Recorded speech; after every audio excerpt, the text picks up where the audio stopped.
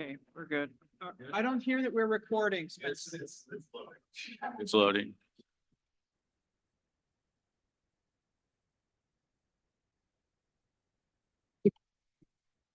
okay, that's not going to work. So can you please reseat the speakers aren't working. So reseat the attachment.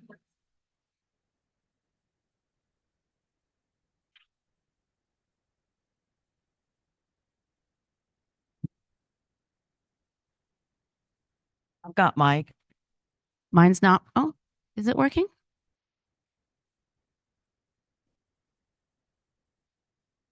I'm running. All right, we're good. How's it going? Hey. Gotta watch him. He's burn out. What's that? Remember, like on Saturday at the end, you were gonna you wanted to hug your family while you froze to death. Well, no, it was on Saturday when we had the meeting, it was choices that you had to make. Some of them I mean, you could never make those choices because they would impact many things, but you have, as an exercise. You have to do it. At the end, he picked family over sunshine. And I'm like, you realize your family is gonna freeze to death. Everything is working. Okay. It is, it's good, it is. Are we ready to go? We are. Okay, good evening, everyone, and can you hear me? You have to get right up on. Hi, can you hear me? Good evening, everyone, and thank you for attending tonight, March 28th, 2024. We call our meeting to order at 6:02 p.m. You can't hear? Yell. Spencer, can you hit the volume, please? All right, try again. Yeah, That better? Okay, good. Our land acknowledgement and anti-racism statement can be found online. Tonight's roll call. Missing AJ. He just texted or emailed, he's sick, He just emailed. AJ, yeah. Okay. We'll check that out. Anyone else? Everyone else is here. I think Rob had an emergency, Rob Gibbs. Oh, Rob Gibbs, thank you very much. Yeah, that's a correct emergency. He emailed me. Okay, item number 1, adoption of the agenda. Move to amend the agenda. I'd like to remove item 9B, resolution and charter for the communications committee. Okay, that is to remove 9B, the resolution and charter for the communications committee. Mr. President, Linda? I have another amendment.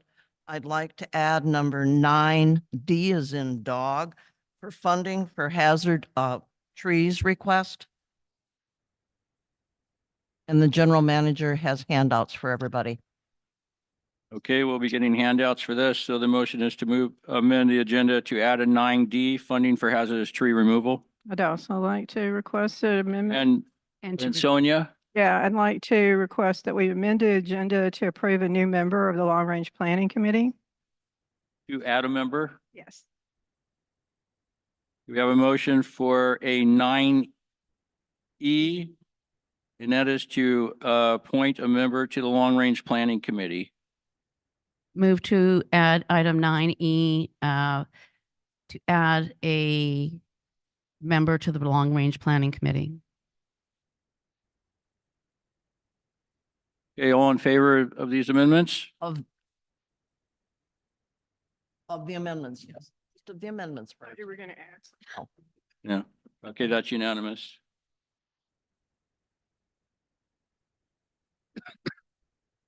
I'll wait a second while we're getting out the handout.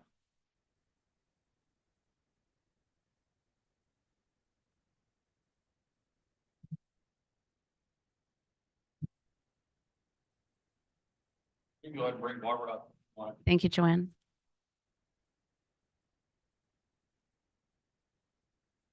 All right, we're going to go right on into item number 2, which will be the candidate interviews. Our first candidate tonight will be Barbara Wally, and I'll introduce her when she comes up.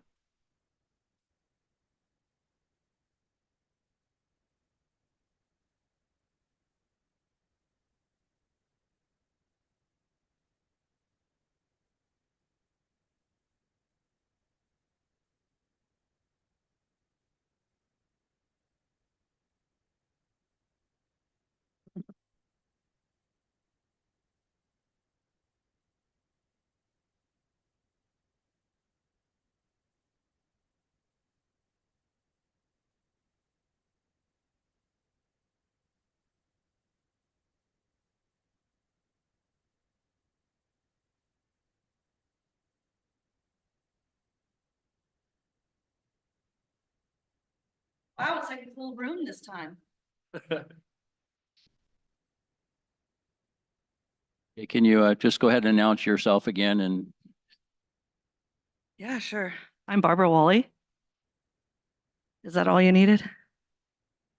yeah, if you could just tell us why what you're doing, Oh, yeah, I have a speech. It's 5 minutes, right? Just making sure. We have 15 actually, but But Wow, I don't have that much that to includes say. your question and answer session, so. All right. Hello, everyone. I'm excited to be considered for the open board position and wanted to share with you why I believe I'm the right person for the job. As many of you already know, I'm a newer resident of Sudden Valley. February marked my 3-year anniversary living here, and I really love my home in this community. We are all very lucky to live next to a wonderful lake with a forested canopy, and I feel blessed every day when I look out the window and see that beauty outside. Preserving our natural landscape and being aware of our impact on Lake Whatcom is something I feel is important for our board to keep in mind in all decisions that are made. Last time I was asked, how do we reinvigorate those residents that have tuned out and stopped voting so they become active again? I believe the first step to achieve that is to show them that the board has changed by working together instead of against one another, that positivity is the forefront of communication, and that decisions are being made for the greater good of the community and residents. The board needs to regain the full trust of the residents again. If you keep electing the same people who've been active and or vocal in the community, you're not giving those inactive residents a reason to care because they're not seeing any changes in governance. By electing me, you are sending a message that you are changing, that you want to bridge the gap between all the various factions here. Sun Valley has also changed a lot in its 50-year history, and newer and younger residents have purchased homes in our treasured community during the last 5 years. I represent that demographic, bringing a fresh look and fresh ideas to the board, showing newer residents that they have a voice here. Our mission statement talks about an inclusive community through exceptional service, transparency, and responsible stewardship of our shared resources. And that starts with our board, then our community, our committees, and our staff. That mission should also trickle down to all communication, internally and externally. I want Sun Valley to be talked about in positive ways that encourages people that move here to be part of this fabulous community. It always saddens me when I hear people in Bellingham talk negatively about Sun Valley and hear cynical gossip about our HOA. Our community should be at the forefront of the housing market with all the lakefront access and amenities that we have, but that's currently not the case. I would like to see our external communication and social media presence reflect all the positive attributes and see a reduction in online defamation, misinformation, and politics. All the current negativity is impacting real estate sales, making new residents feel uncomfortable, and long-term residents tuned out, and overall decreasing voter turnout on very important decisions. I'm sure that everybody here wants to see our property values go up, that our investments in our homes and our homes retain value and grow. Sun Valley's vision is about a sustainable and collaborative community where natural beauty, recreation, and civic engagement create a sense of belonging for our diverse membership. By electing me, you're showing the whole community that you want to diversify and bring some new blood into the decision-making process. That you are electing someone that truly cares about the natural beauty here and is willing to learn from everyone and do the research so that responsible and knowledgeable decisions are being made in accordance with our governing documents and bylaws. As a member of the Long Range Planning Committee, I've already learned a lot about our core values, capital projects, and strategic priorities from our first planning session and tour. It was eye-opening to see how much needs to be repaired, fixed, and or replaced, and the costs involved with that. Therefore, it is important that we do our due diligence with an accurate reserve study, prioritize the maintenance and repair of our critical infrastructure and existing assets, improve our communication, and have transparency in the decision-making process for our residents. I also want to see more education on safety and natural disaster planning in our community, working with outside agencies to have a system in place and residents well-informed. There's a lot to do here, and having board members like myself that are willing to put in the time and effort to make the most informed and strategic decisions is vital. I hope you can all tell that I'm very dedicated to Sun Valley thriving. If selected, I'm committed to give you all my best with an enthusiastic love and passion for this community and an understanding of our mission, our vision, and what really needs to be done here. Thank you. Thank you. I appreciate that. And now we'll open it up to questions. We'll start with Stuart. Any questions? Go to Sonia. Well, I would like to preface this with, Make sure you talk close in I there. wrote my question prior to you making your statement. So I just want to be real clear to everybody that Joanne's a witness. I was writing it as I was sitting here. Okay, hold on just one sec. Okay, so I think we can all agree that Sudden Valley is a diverse community. So in your opinion, how important is it to have diverse perspectives on the SVCA board? I think we have a lot of older residents here that have been here 10, 20 years. We also have newer residents that have only been here 1 to 5 years. There's obviously a mix of genders, ages, and everything else in between.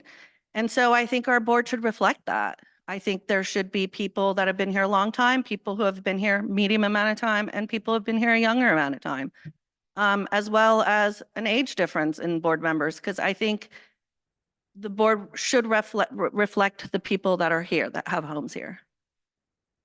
And I think currently, and I say that in complete respect of all of you, we kind of have a board that is of older ages. And I think we should have a few people that are a little bit younger on it to, you know, add that diversity. Again, really not trying to offend anyone. Next. Okay, I'm leaving now. Lori? Is that it, Sonia? Yes. Okay, thank you. Lori? Okay, so I'm just wondering why you don't use your full name plus your year of birth in your Gmail address. Okay, that was a joke. Sorry. Because I'm Barb and I rock. So it's better that way. I was just kidding. So what do you see as the biggest deficiency in this board, and how would you being on the board help decrease that deficiency? I feel like everything I say may end up offending people. Okay. And I really don't want to, because I do respect all of you and your time and what you guys put into that, because it's a volunteer position. So I want to be very clear. I mean, everybody knows we kind of have opposing sides on Facebook that vocalize a lot of things. And when I first moved here, it was kind of a struggle to figure out what's going on and where's all this coming from. And sometimes it comes across as a little bit hateful. And I don't know all of you, and so I can only guess based on the voting process in the last AGMs that it seems like half of you are on one side and half of you are another, at least by these groups. And I think that gives people a reason of being tuned out and not wanting to be involved. And so by having, I think, newer people, and I think Rick was a really great example to be elected in last time. Definitely best qualified in my opinion from what I heard. I feel like I'm kind of that bridge too, because I don't have associations with anyone anymore. You know, I know my neighbors and that's about it. So I get a lot of information online, but I don't always know what I'm getting is correct or not correct. And so I'm at least trying to learn and be involved and get myself educated on it. And when somebody like gives me a good information and background, I'm like reading it and absorbing that. And so I come from that neutral side. At least I think so. I mean, nobody's 100% non-biased. Yeah. We all have our experiences and lives that already directed us. I hope that answers the question. Yeah, thank you very much. Linda? Okay, here we go. Oh, boy.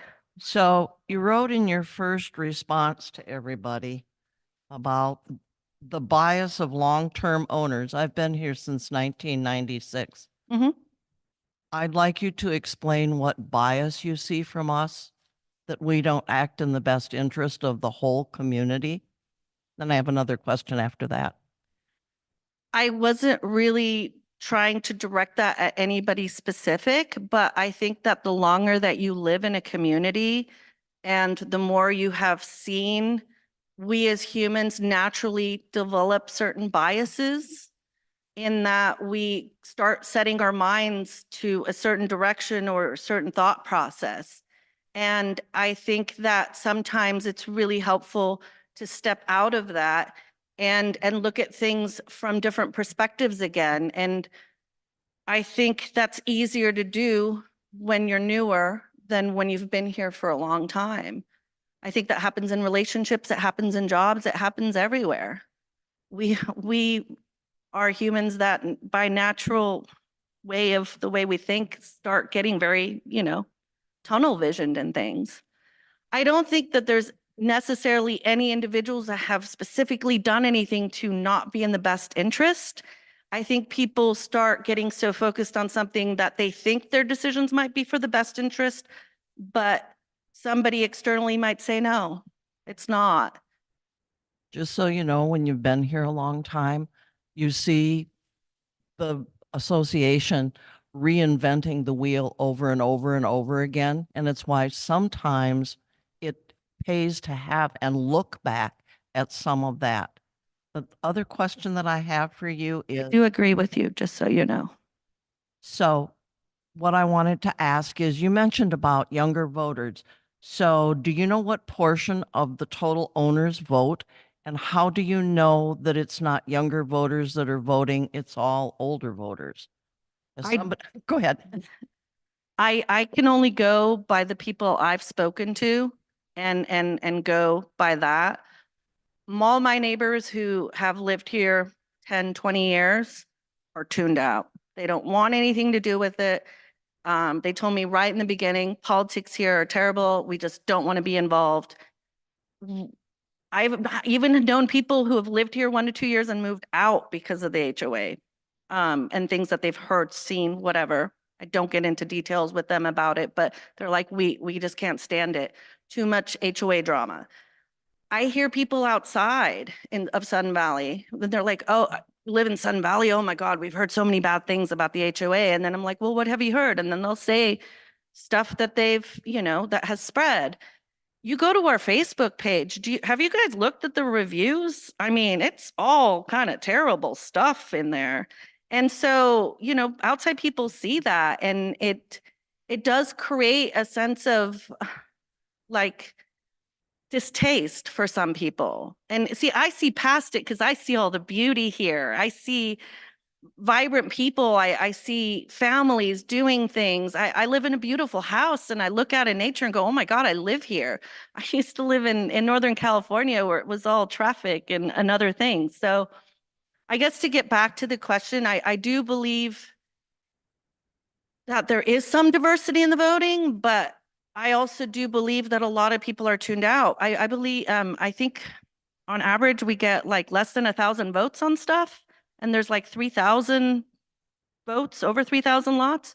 So that's a third or less of the people involved. That's in some ways good. I hear that there's other communities that don't have that at all, but I think it could be better. Okay, thank you. Thank you very much. Jaime, I'm good. Rick?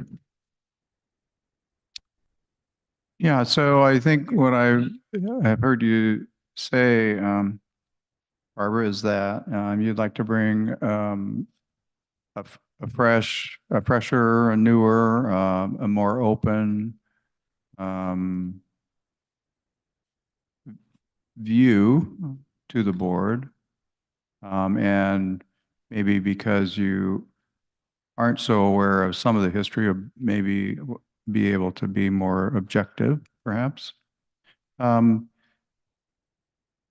So you've told us a little bit about what you've done in the past, and sounds like you had a very successful career.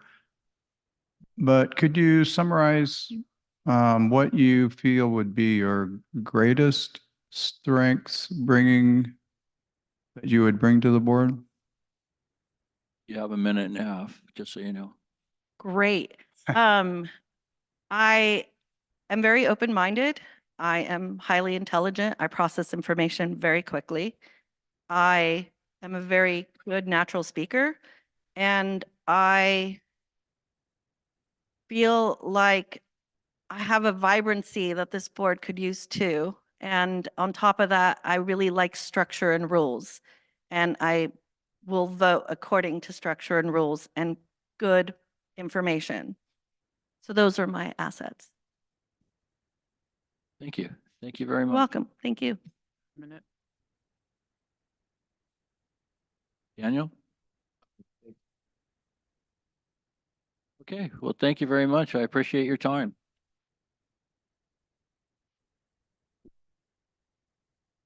Thank you. Stand Ray up.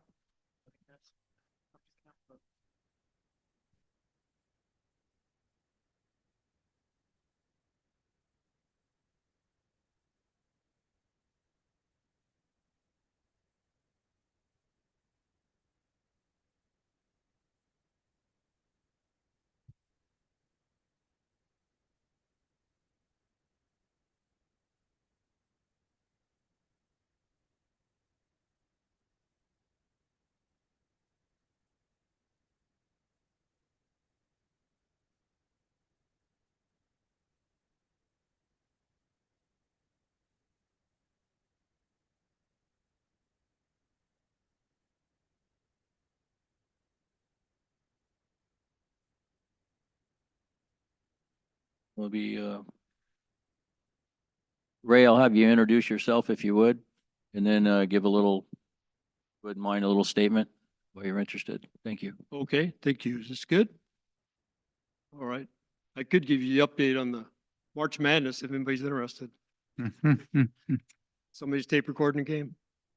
But Clemson just upset. I'm Ray Meador. I've lived in Sudden Valley for 5 years now. I feel like I've been in this position before, like not too long ago, like the same people. It's pretty I think funny. it was an emptier room last time. Oh, yeah, no doubt. But it was kind of interesting one, but there were some people that was liking me and some people that weren't. And, if I would had to vote, I would have voted for you, Rick. Oh, Congratulations. No doubt. I've got a wife, beautiful wife, 43 years, same wife, 3 kids. I got 2 live in Everson. I work locally, and I have one daughter that lives in Italy, married to a great son-in-law that cooks great Italian food. And I love Sudden Valley. I love everything about it. It's my last stop, I hope. I'm retired. I did sales, did lots of organizations, sponsored lots of events, was also served on like several boards in my career, some church, some public, Port Engineer Authority, some Marine, lots of different types of situations. But I like people. I like to see things happen. I like to work with a team with a goal and see it happen. I can get excited about that kind of stuff. And I just see possibilities of myself having an opportunity, if I do get that opportunity, to serve with the board of directors to help focus and have vision and maybe some input. And I think I could, I get in a few circles. I do work out in the health club here a lot. So I see a lot of people, get a lot of feedback. The feedback for the board of directors, presently is not really good. I think I could help you improve it. I'm a boater. I do a little golf. I get around. I eat at El Gave. I mean, I'm here a lot. So I believe I could help you, but I get tired of hearing negative stuff. I'm a positive guy. I like to see good things happen. I see things that need to happen around here, but I'm not going to call up and give everybody a bad time. You're trying to do the best job you can. I have a lot of respect for all of you. You're volunteered. You're taking your time. You're trying to make Sudden Valley a better place. I'd like to join you.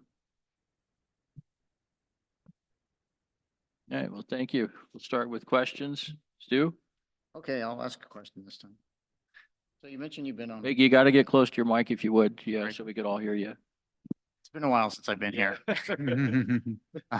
Sorry, you mentioned you've been on several boards. So of all the different boards you've been on, which one did you like best and why? And which one did you like least and why?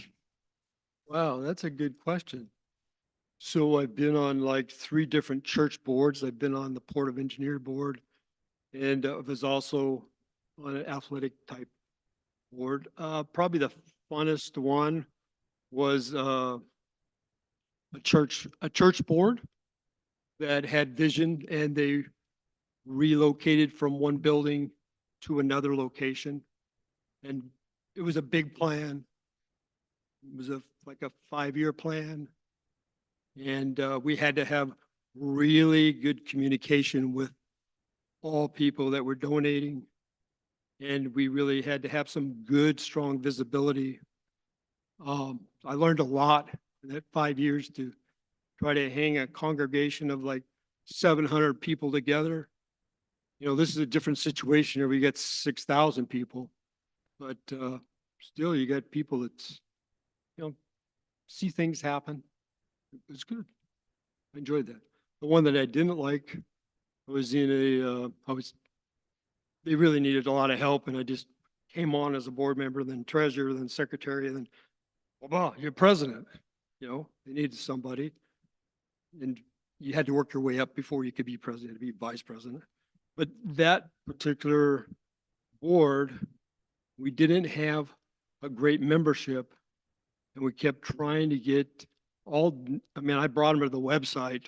We had a website, and it improved a little bit, but it was supposed to be lots of port engineers, and it was more vendors than people were in the trade. Hmm. Attracted vendors that want to sell the guys that join. So that's disappointing for me. I was the president. Full Thank you, load. Ray. Sonia? Okay, so I think we can all agree that Sudden Valley is a diverse community. In your opinion, how important is it to have diverse perspectives on the SVCA board? I think it's important, very important. You can't do anything anymore without including everybody, and you need diversity, absolutely. I'm Swedish. I don't know if that counts, but I got a little bit of Dutch in me too. But no, I think it's super important. Thank you. Lori? Hello, Ray. What, if any, deficiencies do you see in this current board, and how would you being on the board help rectify those deficiencies? Ooh, you sure you want me to answer that? Yes. Fill out our. You have clearance. Oh, wow. No, I think you're all great people. I mean, I would never nail anybody individually. I thought your lifestyle was pretty good, Lori. Last time you went on a cruise, I think that's a good solution. But I think the deficiency now that I see is, even though we have the newspaper, which I think is great, but I think and we have a website, and we got stuff on video, we still need more communication. I think we need us to mingle more. I think the last time I got a similar question was like, what do you do? I think you need to have a Super Bowl party and the board of directors show up and mingle and identify who you are. And, if we got this work party, I think, coming up for Lake Louise, board of directors, we should be there. I mean, it's so they know that, we're doing stuff. The Easter thing's coming up Saturday. Should be there. You don't have to wear a shirt that says I'm a board of director. I mean, just talk to people. I mean, Target on that. I think people need to know, see, not every person, but a portion of show up at every event. You got lots of young folks here with kids, and they show up and they don't know how hard you guys are working. I don't know if they're watching the videos. I don't think they're watching these. I don't know. But, You ready? We'll move on. Linda? So I just have one question I was concerned with just a little bit. I see that you serve on a committee of the Friends of the South Whatcom Library. yes. And the only thing that I would ask is if you were appointed to the board, if there would be a vote that it might be perceived that it would be a conflict of interest for you, would you be able to recuse yourself from that vote? I would think that would be pretty easy to do. I'm just on the membership committee presently, Yes, I saw so that. it's not a big deal, but I have been asked to run for the board. And myself, I said, so I retired. So I'm a wife, I was like, I work all the time now, so we're supposed to hang out. So, I'm a guy that's always had every hour of the day booked. And when Johnny Carson retired, I started working in the office. I mean, that's what I do. But managing the two, that's really children and books and try to get interest. But Sudden Valley did come up one or two times. and I was not on this board. And I would say that I would have to bow out of that discussion. Exactly what you're talking about, Linda. Okay, thank It you, had to Barry. do, it had to do with the location of the concert. Thank you. You Timey, I'm good. Rick? So, you've been here, what, 5, 6 years, I think you said, Ray? 5 years. Yeah, and I think you're on a committee now. Have you served on any other SBCA committees? Just the elections committee. And I had attempted to be on the future of Sudden Valley. I've tried to be I applied for 3 other positions prior years, but I never got a response. I did get a response from the elections committee, and I've been on there for 5 meetings. I'm a rookie, but this opportunity opened up. It's a short window of time. I figured, well, it might be a good time to see if this works, if I get on. And then if it does work, I might think about doing more. Yeah. But I would not be able to be on that committee, I believe, if I was voted on this position here. I think that's right. Yeah. And you owe me a beer, buddy. I would have voted for you. Thank you. Daniel? Yeah, what, if any, presence do you think Sudden Valley SPCA should have in social media? What, more social media? What presence do you think we should have in social media and communicating with the members? You know, I think we need to limit it to one and have it be more excellence and really up to date and not dated. I think it needs to be, it could be better, but I'm not into the Facebook and all that's too much. My opinion. One place to go, good information. This is the gospel.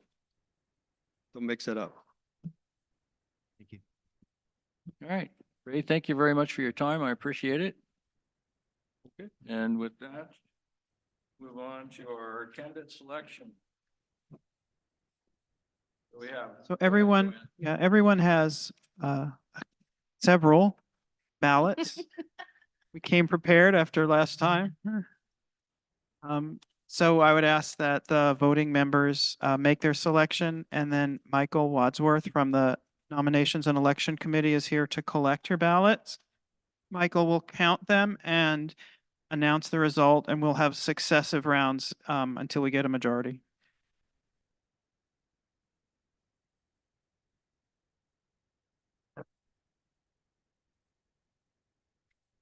You have to fold them? I just give you one fold, you know. Well, they should all be folded 2 folds.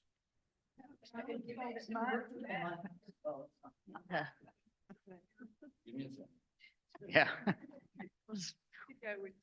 Stu's got one for you too, Michael. Here, get your steps in. Commit. You make the little paper footballs. Should I do this like they do it on Survivor? In the back room. And How they read them off? AJ got a vote, or he's not on? I was thinking when they extinguish your light. You go and. We're having a little bit too much fun. Yeah, fun inside. Oops. I mean. No, oops. Yeah, He's the one redoing that them. does soccer. No, he wouldn't do that. Well, you're gonna make it really easy tonight here, so. We have.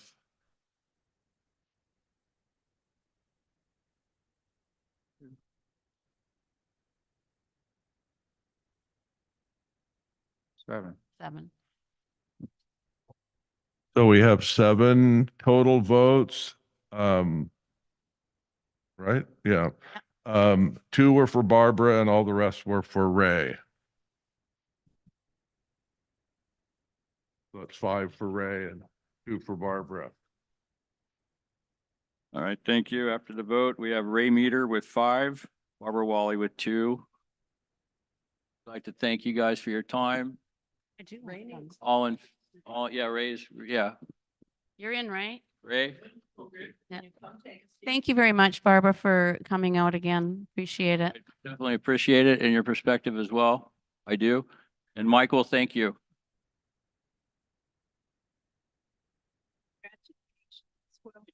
Well, thank you, Sandra. Appreciate it.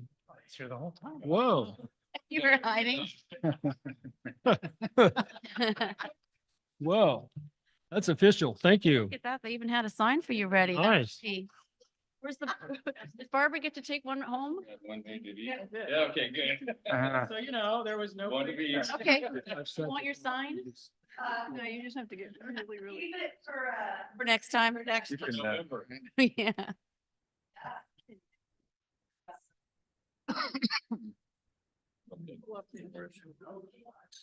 Okay, moving on to item number 4 is the consent agenda to the meeting minutes for March 14th, 2024.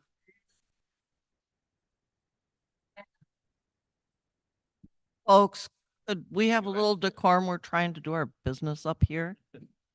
I move that we approve the minutes from March 14th, 2024. If anybody has any corrections or changes. Sonia? Yeah, I'd like to pull the minutes for discussion. Why? Because you on the, okay, so on March 14th minutes, 6C Marina wet slip update states additional information was provided that the Marina wet slips could cost more than anticipated. The project is so far out, it is hard to determine material and labor costs now. Modifications could be made to the project to reduce the cost. It is premature at this time to try and get hard dollar amounts for a project scheduled 6 years out in 2029. This is not a factual summary of the discussion and resulting decision. GM shared additional information regarding the Marina wet slip docks replacement cost, showing additional review by engineering experts confirming the original estimate is actually a bit low. The GM felt there was enough evidence to conclude additional estimates will yield similar or higher cost estimates than the one SBCA used in 2023 for budgeting and planning. The GM requested direction from the board on whether the Ashton Engineering estimate is acceptable, and if that question has been answered through convergent validity after going out to an assortment of experts who have looked at the wet slip docks from different angles. The GM requested the board either decide that we disagree with what the experts have told us and we want to find yet another expert to give us another expert opinion, or we say it's going to be really expensive now and we should focus on how we're actually funding it. The board agreed that we will not pursue any further estimates and focus on how to fund. She literally repeated and said, I am seeking direction from the board. The board, by acclamation, said, we agree with what you are saying. I'm actually concerned. This is now the second time in 2 meetings where the minutes have been altered over the wet slips, by the way, to basically, it feels like it's pushing personal agendas rather than presenting an unbiased accounting of the decisions made by the board. So I guess I'm saying there was additional information provided that the marina slips could cost more than anticipated. True or false? True or false? Say it again. You say you want to have all this information, basically the full transcript. That wasn't the full transcript, but she asked for a decision, but what you did is you wrote in there saying that it's too early and that we And can't that's make these. exactly what was in the That was not, transcript. it is not what was said in the transcript at all. And as a matter of fact, we agreed that we were going to now stop seeking additional expert opinion on this thing and start to look at how we're funding. We came to the I'll go back conclusion to do and that. look at the What we'll transcript. do is we'll go with the motion to pull. And then we'll fix them up, get them appropriate. Thank you. Any additional comments on those notes? Okay, so the motion on the table right now is to pull item number 4, the consent agenda meeting minutes from March 14th, 2024 for further review and correction. All in favor? Okay, that is unanimous. Is it Lori? I'm not, Okay, I'm not voting. okay, Lori abstains, still majority.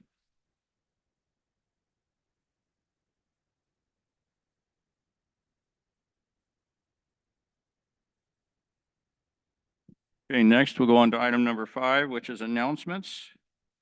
Any announcements? I have an Go announcement. ahead, Joanne. Yes, I'd like to announce that Sudden Valley is holding another Clean Green event for the community. It will happen on April 6th, which is the first Saturday in April.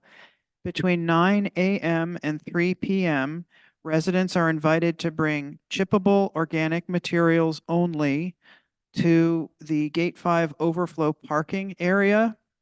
And we'll chip them and dispose of them for you. I'd like to emphasize that this is a great time to get all that stuff out of your yard and get ready for summer when you want to be out in your yard and not tripping over branches. So that's Saturday, April the 6th, and it is chippable material only. So if you bring grass clippings or leaves, we can't chip that. So don't bring that because we'll send it home with you, and nobody likes driving around with compostable materials because there's probably spiders in there too.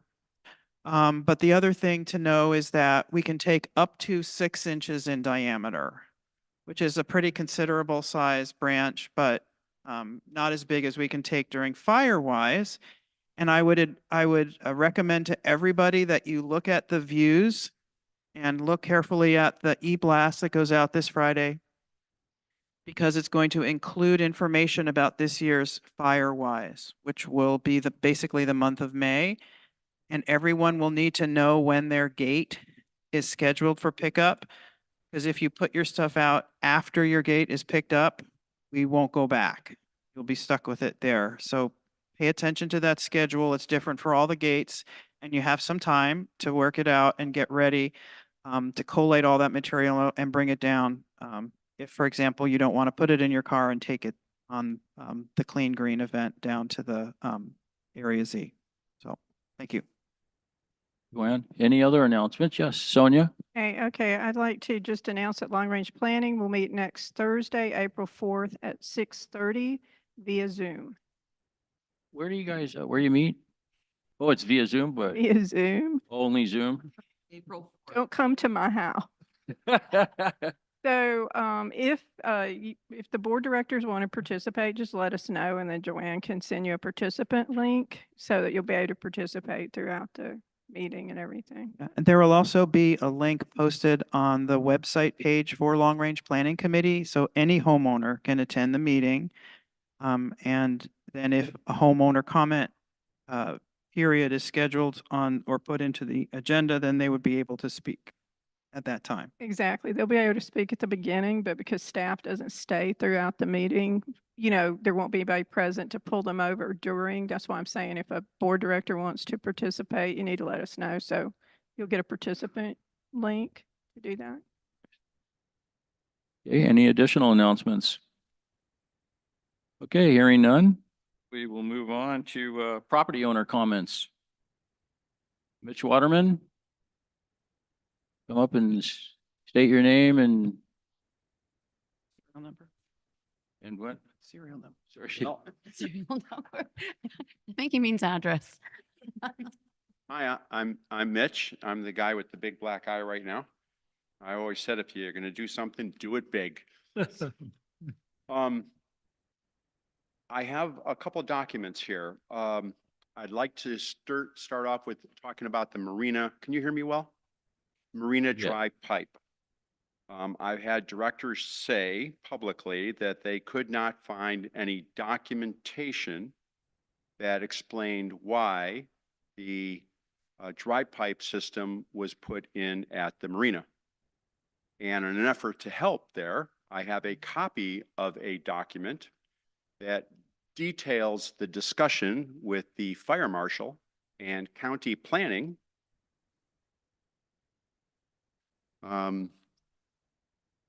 This memo should be in your file, Joanne's files. It's dated September 29th. I have mailed this email along with the drawing, or this memo with the drawing, to the executives. And I'm going to give you a copy of it.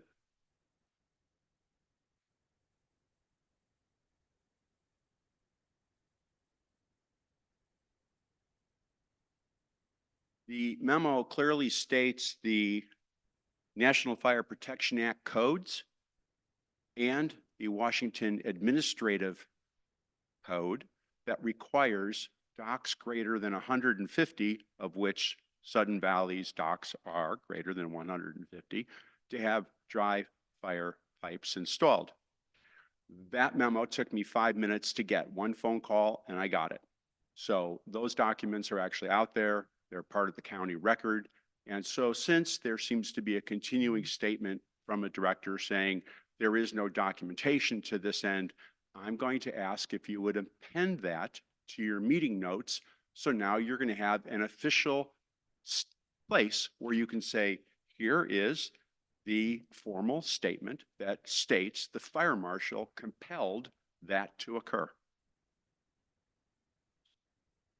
So I'm curious, since you're Sorry, this is opening the, not board yeah. comment time, this is member comment time. of course not. Yeah, So that's one. The we second will review item, it. So he can just make any kind of.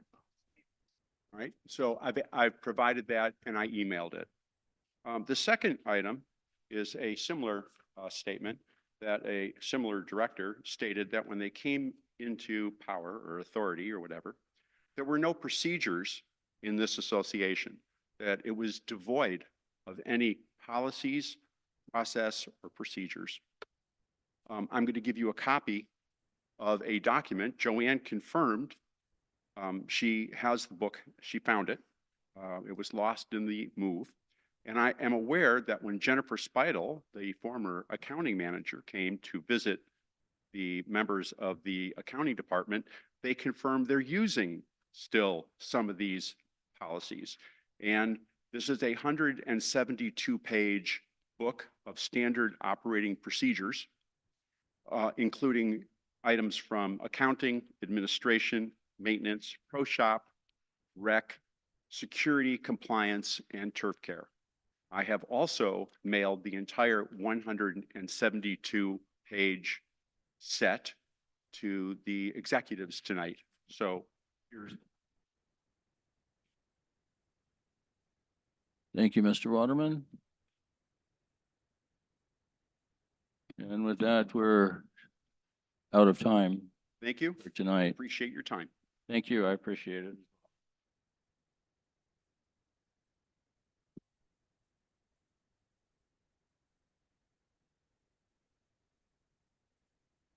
Thank you. Any additional, oh, please come on up, state your name and address.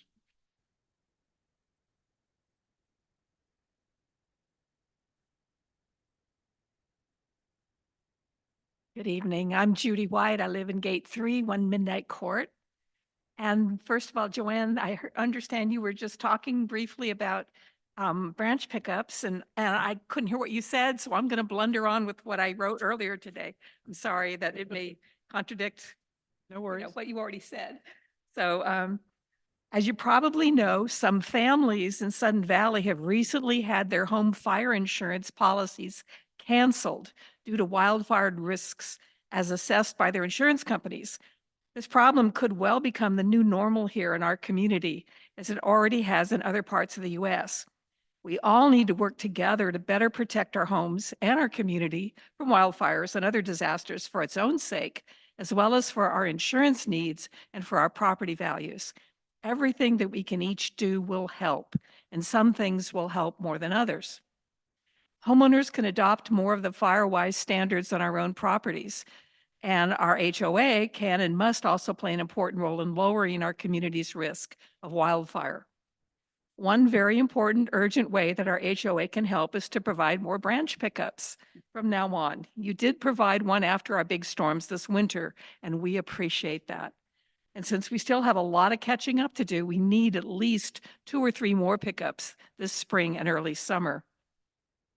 Creating the new safety committee tonight is a big step in the right direction.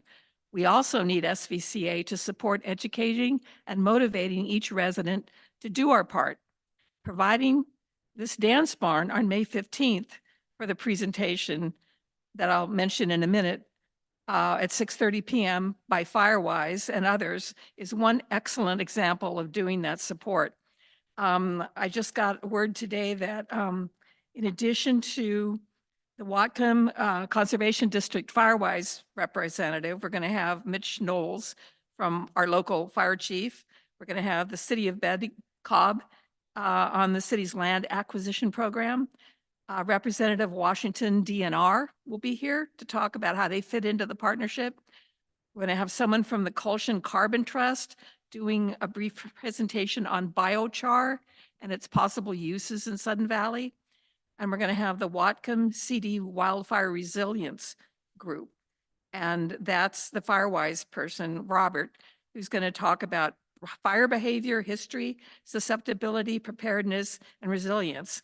And we also just found out today that the Whatcom County Sheriff Department of Emergency Management wants in on this.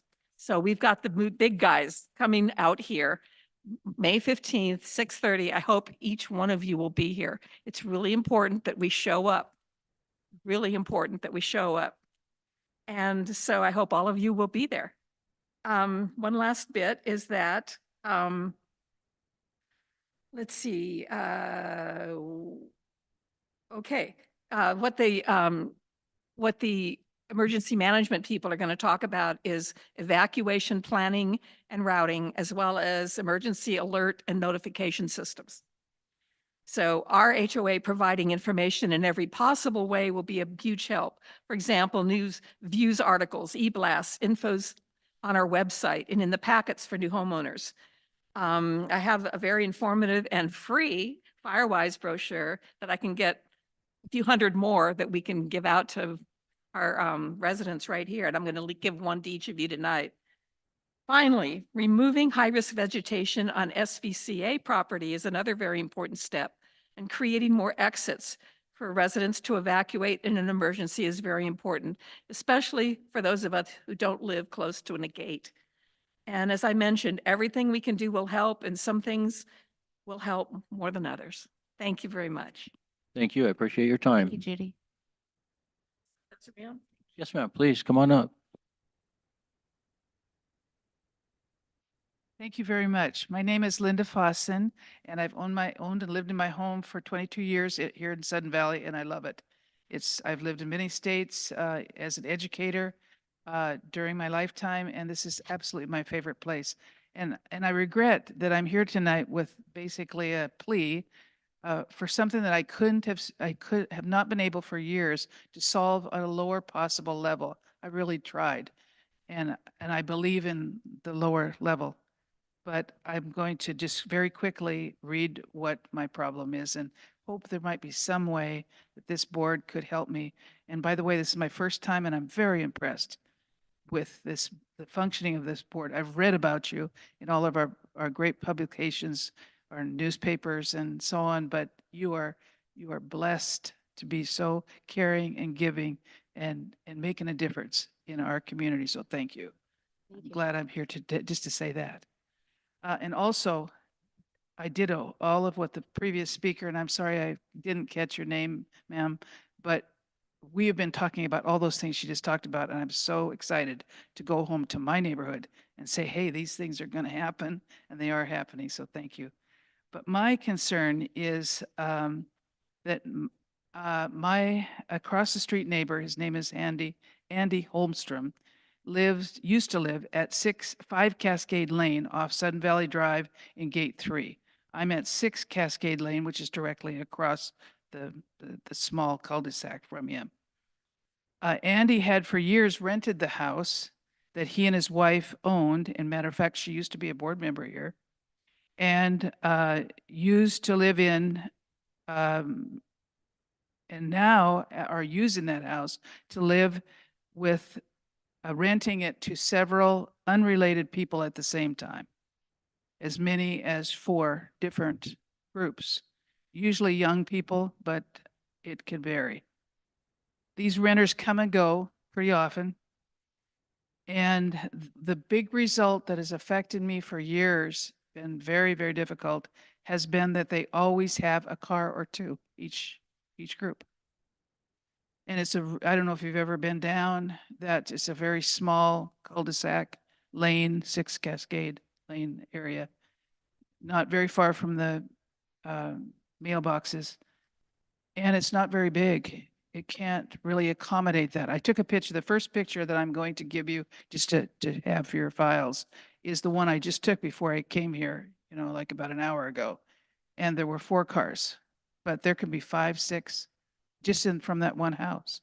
And my house is directly across. There are times where I actually can't safely exit back out of my driveway next to the garage. I'm sorry, that's my partner, and he helped me with this presentation because they are so backed up on the street that it takes 2 of us, and even then I have to try several times to back up so I don't plow into one of them, which I haven't done yet, but I don't want to do it. So what I'm asking is that I want to feel safe again and secure in my home, and I actually don't. And so I would like to see something. I don't have the answers for all what that could be, but when I bought my house, again, 22 years ago, I thought it was a neighborhood that was single-family homes. And the neighborhood that's right across from me, it's been an apartment building and has all the associated problems with it. And I don't know what to do. I've called Andy, talked to him several times. Mostly he just kind of is rude to me and You says, not mention members' names publicly? oh, okay, strike that then. But at any rate, it's the neighborhood is 5 Cascade Lane is where. Thank you for that. I didn't know that. At any rate, the other thing is just recently, 2 of my neighbors down the street away said, what am I going to do about all this, a big mattress out in front of the fire hydrant that's right near our house? It was huge, and it was left by one of the renters it was there at least a week. It might've been 2. And I was worried. We were both talking about emergency preparedness and safety, because what if there'd been a fire? I don't know that they could have. It was so huge, it would have impeded, I believe, the emergency vehicles that could have arrived. So, but there are many, many similar types of things that have occurred. It's been really very difficult. You have like 30 seconds left. Okay. So what I am asking you then, I'll go to my last sentence, that you would try to, in your heart, find a way to discuss and perhaps give me solutions or something that might make this better for me. But thank you very much, and I really appreciate this opportunity. And again, thank you for your service. Yep, we'll have Joanne quickly will respond to that. Yeah, so Linda, thank you for coming today and preparing this information for us. It's very helpful. The association first learned that 5 Cascade Lane was being used as a multi-unit rental when Linda's or someone's complaint from that street came in and alerted us to the mattress. I have spoken to the owners and correspondence is now in process regarding the fact that it is against both Whatcom County and Sudden Valley rules to have a multifamily dwelling here in the valley. It's the reasoning behind it. First of all, it's against the covenants. There are very clear rules that the homes built here are single family residences. But if you think about it, it makes sense, just common sense, because we live in a relatively fragile ecosystem and have spent a considerable amount of money to reduce the density of dwellings and the number of people here in the valley. So to then sort of reverse that by creating multi-family dwellings in what are supposed to be single-family dwellings is obviously counterintuitive. So the association is aware of that situation and taking action to remedy it. Thank you. Any additional property owner comments? I'm sorry, go I ahead, just was Sonia. gonna Linda? well, no, I'm pointing at Linda because I believe this is going to be coming up. This issue is going to be a topic on an upcoming agenda. So just keep your eyes out on it. Sometime next month, we'll be actually discussing this in more detail. I was pointing at you because I was told you were putting that together. That's why. Hey, Linda, yeah. I've tentatively put it on the first meeting in April for us to discuss this, because it's rentals and it's also Airbnb, this sort of thing. And we're going to start looking at what rules we have in place and how we can better make sure that this doesn't happen. So we'll take that folder, take a look at it, and the stuff that's gone in between the association and the owners. Thank you, Linda. Any additional comments? Okay, hearing none, we're going to move on to item number 7, which is our financial report. And Joel, I'll hand it over to you when you're ready.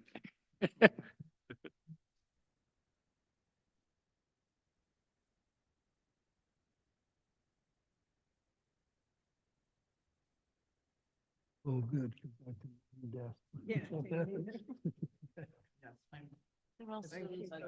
Your email. He said he emailed Oh, you, they but are. yeah. Oops, she wants it back. Oh. Oh.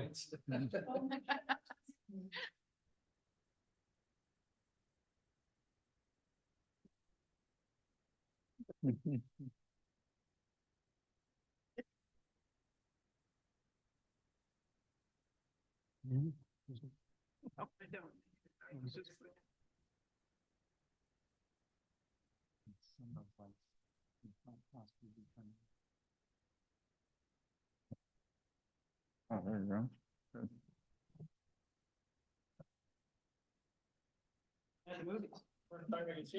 Oh, oh, wow. Wow, nice. Usually so blurry. All right. Yeah. He's got a Mac. Yeah. Is this new? Brand new? No, actually, I've had it a year. Uh, Okay, so I'm going to be covering the January 2024 financial statements. Last month, obviously, we did the year-end statements. Right there. Okay. Could you move a little closer to the? Yeah. The good thing about January is they're actually not eventful, which is a good thing. So they're pretty close to budget with what we budgeted for. So obviously oh, I'm not on.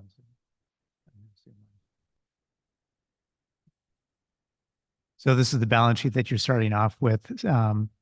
And I guess maybe the only real notable thing to point out, the prepaid golf memberships that you see here. So it's this line right here. And this column is obviously the December 31, 2023 balance sheet numbers. And then obviously to the left of that are the January 2024 numbers. So you can see that at year end, it was $112,089. So basically that's prepaid revenue that the golf took in October, November, December. They're taking in prepaid revenue like prepaid annual green fees, trail fees, storage fees, so on and so forth. And then you'll see in January 2024, this zeroes out. It's nothing. And that's because now in January, then all of this prepaid revenue has now just been dumped into January. Now it's just called revenue. So this is now recognized revenue for 2024. And this sticks with the practice of how this place has done it over years. And I believe Brian does that within his record accounting system as well. So to explain that a little further, we take in revenue in the previous year. Yeah, is October actually through December. Earned in the next year. So Yeah. it has to come out and then go back in. So basically people paying ahead. And so during October, November, December, they're already prepaying their 2024 annual greens fees, trail fees, storage fees, so on and so forth. And okay, so he took in $112,090.89 for 2023. The prior year at the end of 2022, it was 153,151. So it's just, this is just kind of a difference. I guess you could call it just a different mix of obviously more people at the end of 2022 prepaid some fees, annual greens fees, so on and so forth, versus in 2023. And I'll get into that just a little bit more when I get into golf, but actually here real quick. But then the rest of the balance sheet is fairly standard, the exact same line items as before. There's nothing new, no new classifications or anything really going on here.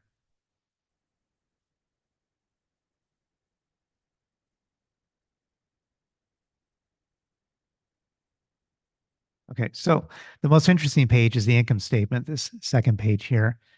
And so and you'll notice just another thing too. So we have the current month here on the left is always a current month, and then obviously the right year to date. And obviously in January, these numbers are going to be exactly the same, since year to date, we only have 1 month versus the current month. So it's exactly the same. So we can just look at year to date. So the bottom line is the net income for January is 176,710. So last year at the end of January 2023, so it was 185,935. So we're pretty close to where we were last year. We were better than budget by about 17,757. And last year we were better than budget by 25,618. So real close. We're right in the ballpark of where we were last year.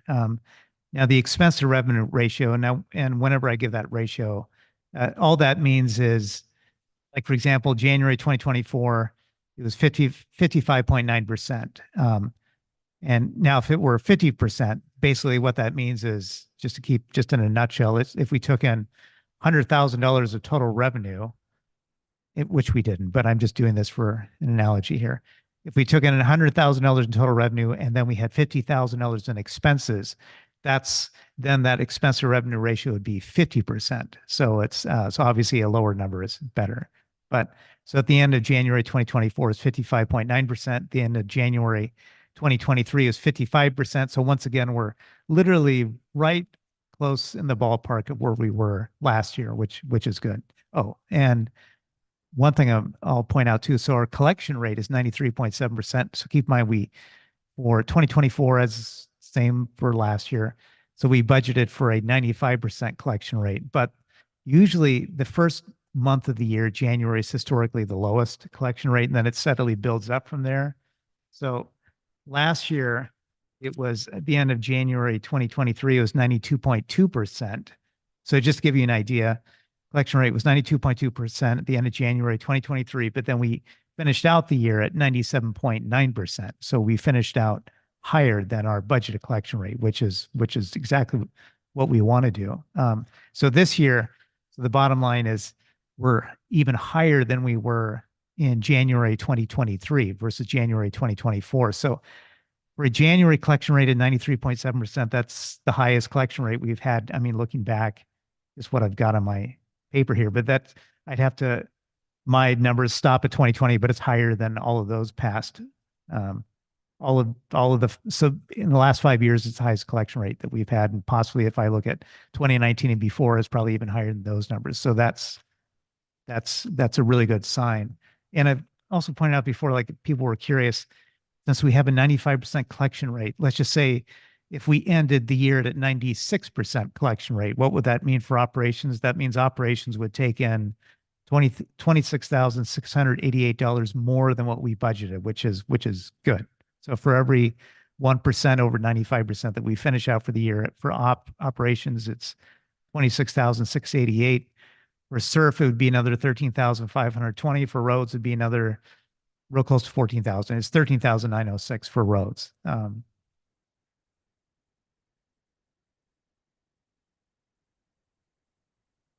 So then if we go to the very next page, which is it's the cash reserve balance page. So this shows basically the cash balances and the projected cash balances of all our major reserve funds. SURF, as you see here, roads, these are the most important ones. UDR, you'll hear about those three funds the most. Obviously, mailboxes we have here, but we're not spending anything out of mailboxes yet. We don't have any planned expenditures going on. So SURF and roads. And of course, this is just a makeup of, we start off with what the cash was at the end of 2023, which ties right back to the balance sheet. And then the amount of the total cash dues coming in to SURF for January, obviously investment income, all the checks that we have cut for SURF for projects or loan payments, out the door. And then down here is the 11-month outlook. So this is how much dues that we're budgeting to take in for the rest for the remaining 11 months of the year, and at 95%. And just loan payments right here. And then the biggest line item would definitely be, most interesting one would be this obligated expenses holdings line item. So you'll see that $1,788,10. Now, if I go back to like let's see here.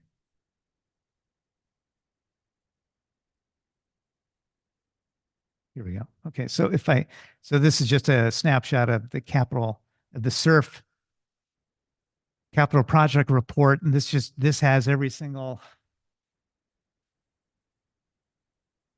This won't be as easy to read, obviously, with the size of it here, but this has every single project. Now, some of these projects, even though they are labeled as open, in the next couple months, probably in the next month, a good handful of these will be closed out when we really close out the books for the 2023 audit. Obviously, the ones with obligated funds of zero, which means they're totally spent down, the projects are done. So we'll close these off, and then these will fall off this sheet. But obviously, if it has a zero balance, we don't have anything obligated anyways for those projects. But so you can see here, basically all this is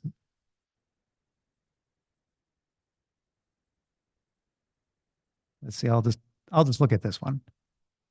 So this Barn 8 refurbishment line item, total approved amount, $824,530 to be spent. Now we've spent $62,563. That's the amount of all the checks we've cut for this so far. So we have $761,967 left that we have budgeted to be spent, approved to be spent. And so all of those projects make up this $1,788,10 balance. So then if I go back over here, that's where that number comes from. And roads, it's the exact same thing.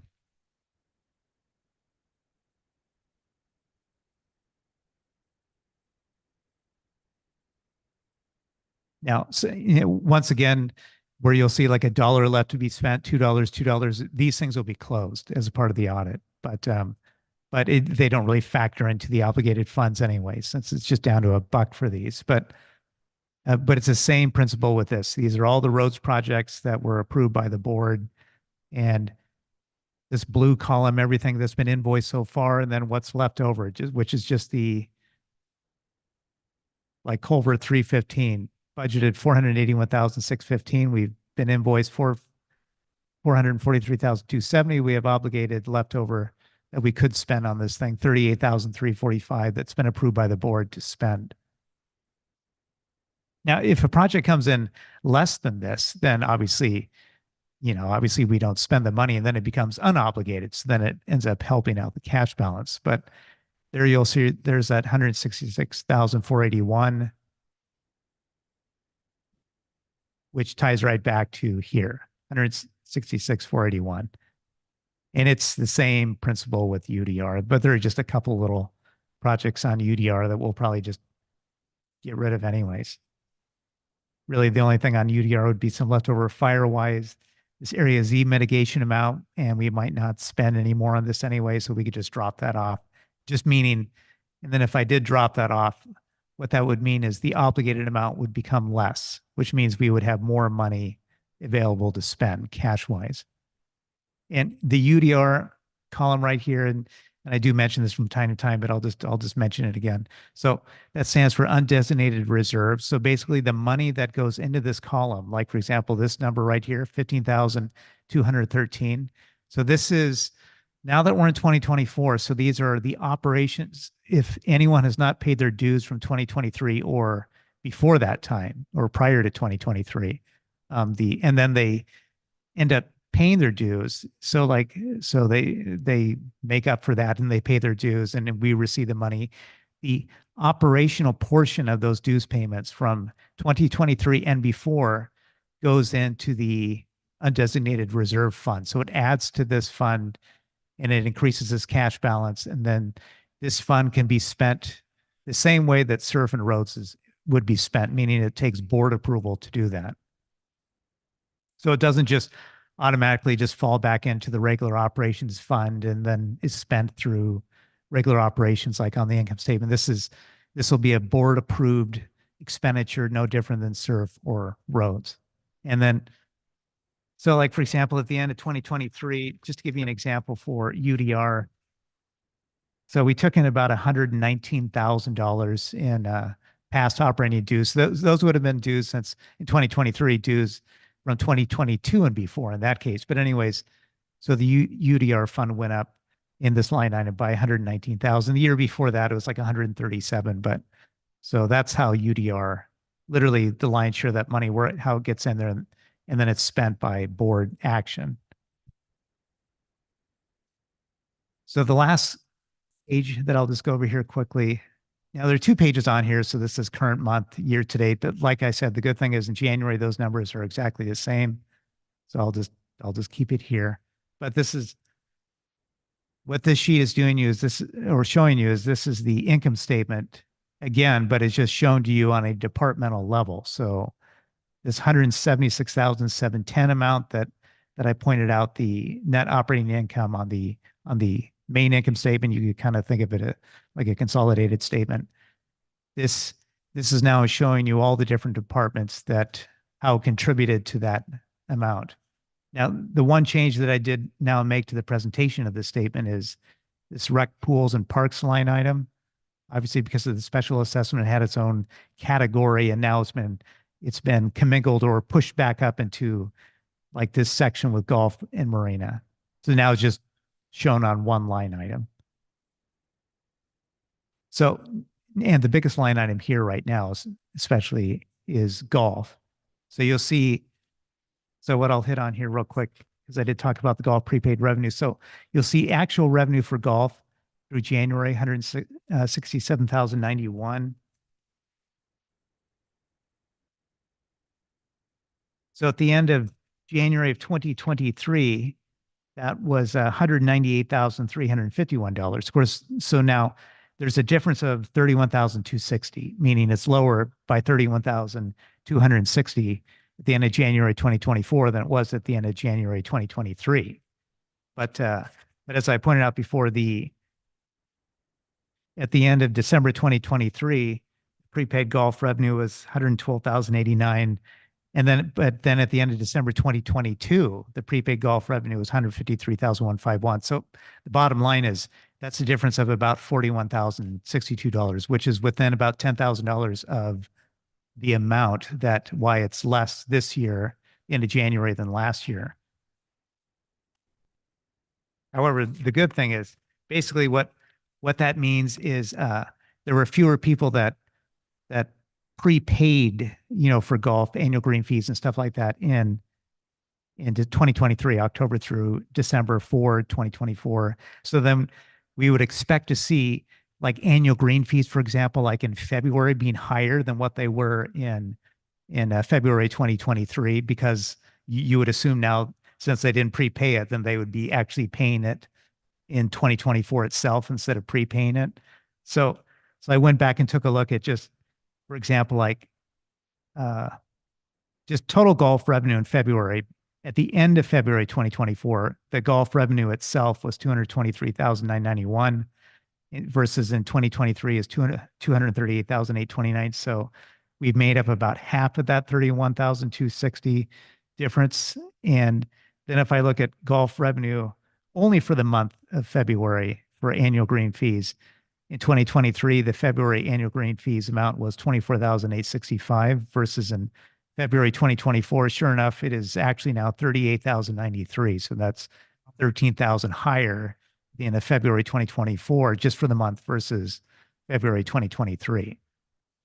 So meaning long story short, it appears that just fewer people prepaid their golf revenue. Yeah, now they're paying, they were procrastinators. Now they're actually paying it in the year that they'll be golfing. Well, they can still get a pass. It just won't be discounted, Yeah. right? Yeah, that's right. Still get a pass, yeah. So we would expect that the difference in the prepaid revenue to be made up, like throughout the first few months of this year. But I think that's for the most part. Oh, yeah. One other thing that I'll point out, but the good thing is Joanne is going to get into this in a lot more detail, is the like for example, like this number right here, this regulatory compliance, see how they're worse than budget by $24,470. So that is basically almost all hazardous trees is what that is. So $24,470 more than budgeted for hazardous trees in January 2024. But the good thing is Joanna will get into this in a lot more detail. So I don't really need to get into it beyond that. So, but that's a recap of January. If anyone had any questions about those numbers. So, thank you, Joel. I'm following a lot better now. My question is, in regards to the UDR, when those excess or unspent funds that were allocated to various projects, it goes into a commingled UDR. They're not allocated for surf, roads, mailboxes, whatever. Well, let's see here. So if I go, good, I'm still on the UDR page. So what you're talking about is this amount right here, and then this amount, I believe, right? The unspent Yeah. portion that goes into UDR, you said? Yes. So basically with these amounts like this area Z mitigation, we very well just might say, well, we don't need this anymore. We're done with this line Right. item, as well as Firewise. So then that 15,068 that's obligated for this is just a mere fact that I'll come here and I'll just zero that out. So now the available funds for UDR will go up by 15,000. Right. My question is, are they allocated to the original fund that they were expensed at? Do unspent surf funds stay in The surf? short answer is yes. Unspent, yes, unspent yeah. road funds stay Yeah, in that- roads. Oh, okay, yes, okay. Yeah, that's a good question. Yeah. But in that column, they're That's- mingled up. yes. So yes, so that's a great question for surf and roads and mailboxes. So we'll just only talk about surf. So if someone did not pay their 2022 dues, and then or in this case, they didn't pay their 2023 dues. We'll keep it Agreed. simple. Yeah. And then they said, oh, sorry about that. Here's all my dues for 2023. Right. The surf portion of it will just go right to surf, and the roads portion will go right to roads, mailbox right to mailbox. However, the operating portion of that will go to UDR, into this UDR fund right here. Okay. So they're not. That would seem to speak that it's basically just an operating. Just the operating portion of your dues. Yeah. But the amount of your dues that is the surf portion will go to surf. Gotcha. Yeah. Yeah. Just like, so you could think of the surf bank account, so to speak, doesn't care if those dues were surf dues from 2022, 2023, it's going to go there. But, so I guess you kind of think about it in a sense that we have this bank account only for the operating dues of 2024, and any dues from 2023 and before that haven't been paid go into the UDR bank account. You could kind of think about it like that. Yeah. Mhm. And that's actually kind of how it goes behind the scenes as well. Yeah, thank you. Was it your question strictly on dues or was it in general? On the allocation of Yeah, the allocation of UDR. Anything? Okay. Very good. Any additional questions? Good. Linda?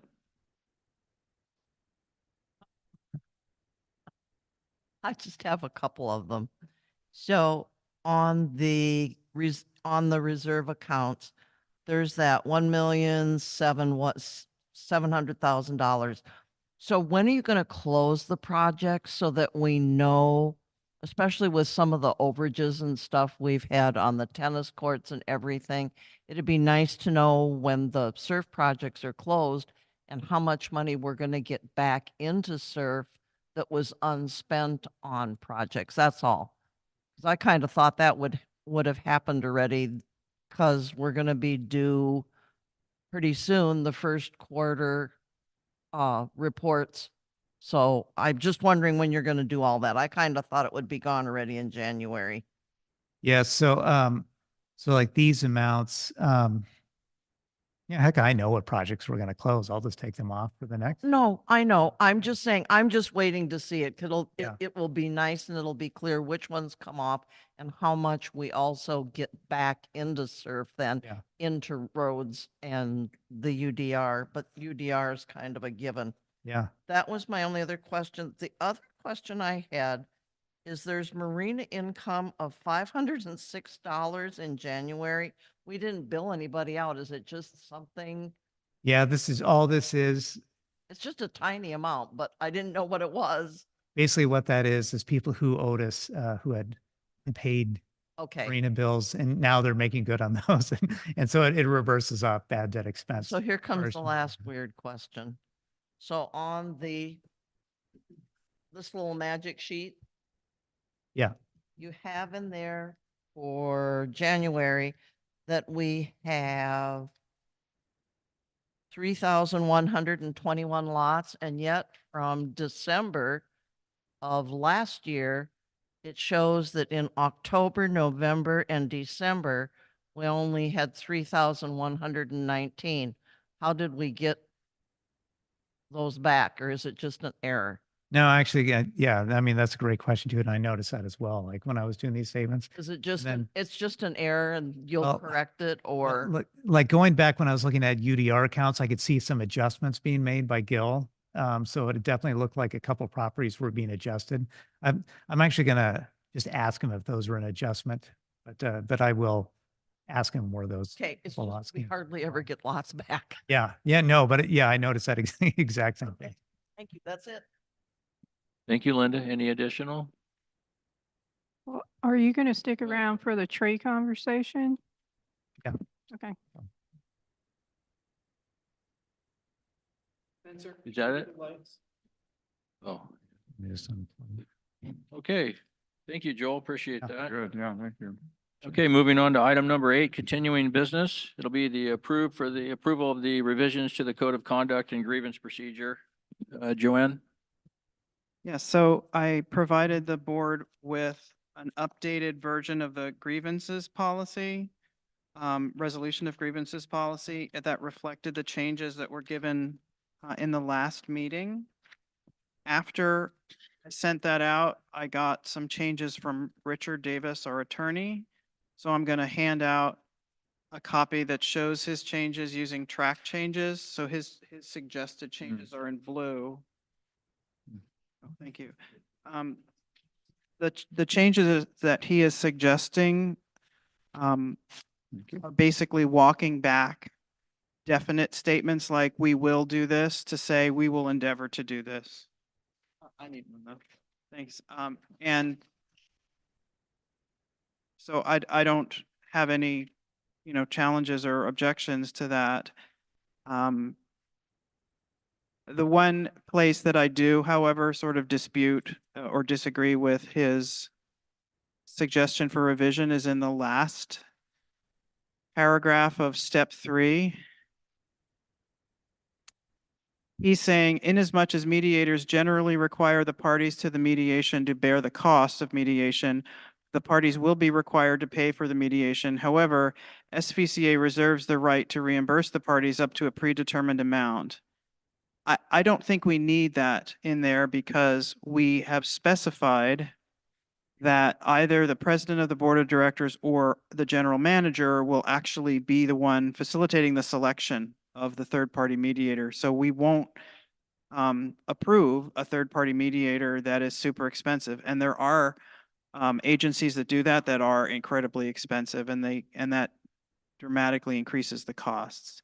So we would require that they use a local or a more affordable mediator and then keep it within our means. But Those are the changes. And if everyone can take a look at that and make their own decision. I know that this item keeps coming back and everyone's getting a little tired of it. On the other hand, it is a very, very important set of documents for the board to have in place and to be comfortable with. So I don't know how directors feel, but I would ask, do you feel that you're comfortable accepting the changes suggested by Richard or not? Perhaps there could be discussion, and we'll see if consensus is possible to reach today or if we have to bring it back in 2 weeks. So Joanne, you're saying that all of that blue, you want to just take out, that starts with in as much and goes all the way to the organization where it's crossed out. Just take all of that blue section out. Yeah, I think so. I mean, it's fine to leave it in too, except that the direction from the board last time was we'll just pay for it since it's affordable, since we have some control over how much it'll cost. Prettier. Yeah. So I would agree. Take all that last bit out. Am I Linda? Am I understanding from Richard, and maybe it's going way before this, that nobody is compelled you can't compel someone to do mediation if they don't want to? That is correct, and he's repeatedly stated that. The challenge for me in this situation about constantly bringing that up is we're asking the board to read this and agree to adhere to its provisions. So no, it's not a legal requirement, but if you feel if you accept the commitment and you make a commitment to your fellow directors to abide by these rules, then that's a personal commitment. To me, it's different. We honor amongst ourselves. Oh, I understand that. I'm just saying that even in the code of conduct, there's this last section we added, the last bullet that says disputes between the association board directors or committee members must be submitted to non-binding alternative dispute resolution. And I guess, is that not this, we're not talking about necessarily mediation, correct? So that's okay?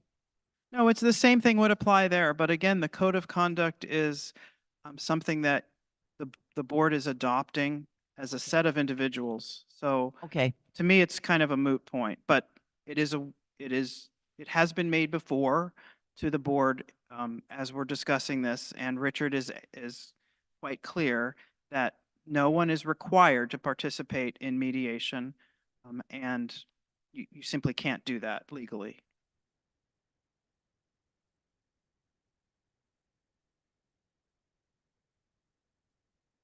Timing?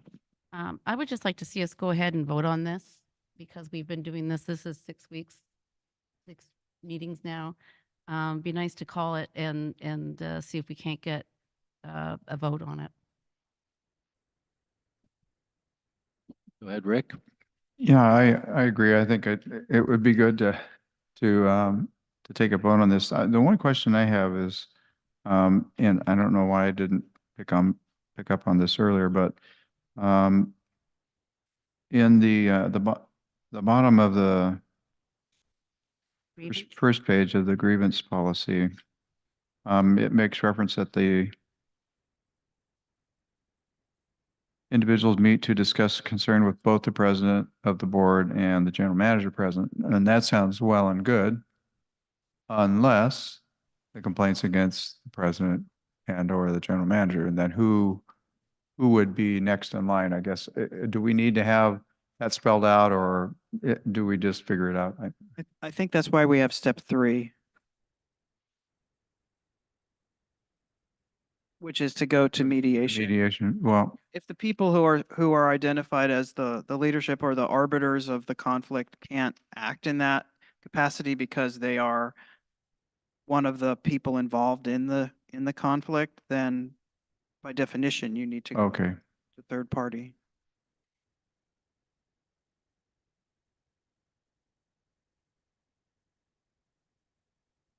Any additional comments? Yes, Stuart? So I think to answer that, it goes to the board. Like if there's a issue with the GM or the. That's not what it says. So if we wanted it to say that, we'd have to amend it. Well, no, I'm thinking it's covered in here because on step 3, it goes, request for mediation will automatically be shared with all members of the board. So that's what I'm saying, like so that kind of will cover what he's saying, right? To ensure that it moves forward. Well, yeah, but so if step 2 doesn't work, then step 3 would kick in and cover that situation. Right. But yeah. step 2 doesn't have some alternate set of people designated. So if you wanted that, like if you wanted to say, unless, it involves the general manager and then, the vice president has to take notes or something, you could do that if you wanted. Right, but I thought last time we discussed this, I just want to be clear, now I'm getting confused. We said we could skip step 2 if we needed to and go to step 3, and that would be doing all of these Yeah. things and notifying the board. Right. Right, okay. All right, Stuart? So with respect to the last change that Richard recommended here, although I do agree that it could be removed without any issue currently with the current general manager and current president, we want to write policies that are legacy. They stay around. They don't have to be changed every time a new board comes in. So leaving that language in there would actually be prudent in that case. Well, except that we discussed the fact that this would prohibit a lot of people from making a complaint if you're basically putting the onus on them to have to pay for mediation when there's an issue that needs to be resolved within the association. So it doesn't cover legal expenses, but it will cover the cost of mediation. And I think that's what, Joanne, you came back with, that it's, I think average, I forgot what you said, like $300 or something. It was less than $300. The average case was resolved for that. Using the local Wacom Dispute Resolution Center. Other mediators can be more expensive. Like there's a popular one down in Seattle that Richard was telling me can be thousands. But the idea is that in the policy, we say the president or the general manager will facilitate that choice. So we're the ones picking the third party, and we simply wouldn't pick. I don't mind leaving that in there, except it does, as Sonia pointed out, rightly so, it does put the onus back on the people making the complaint, which seems wrong to me.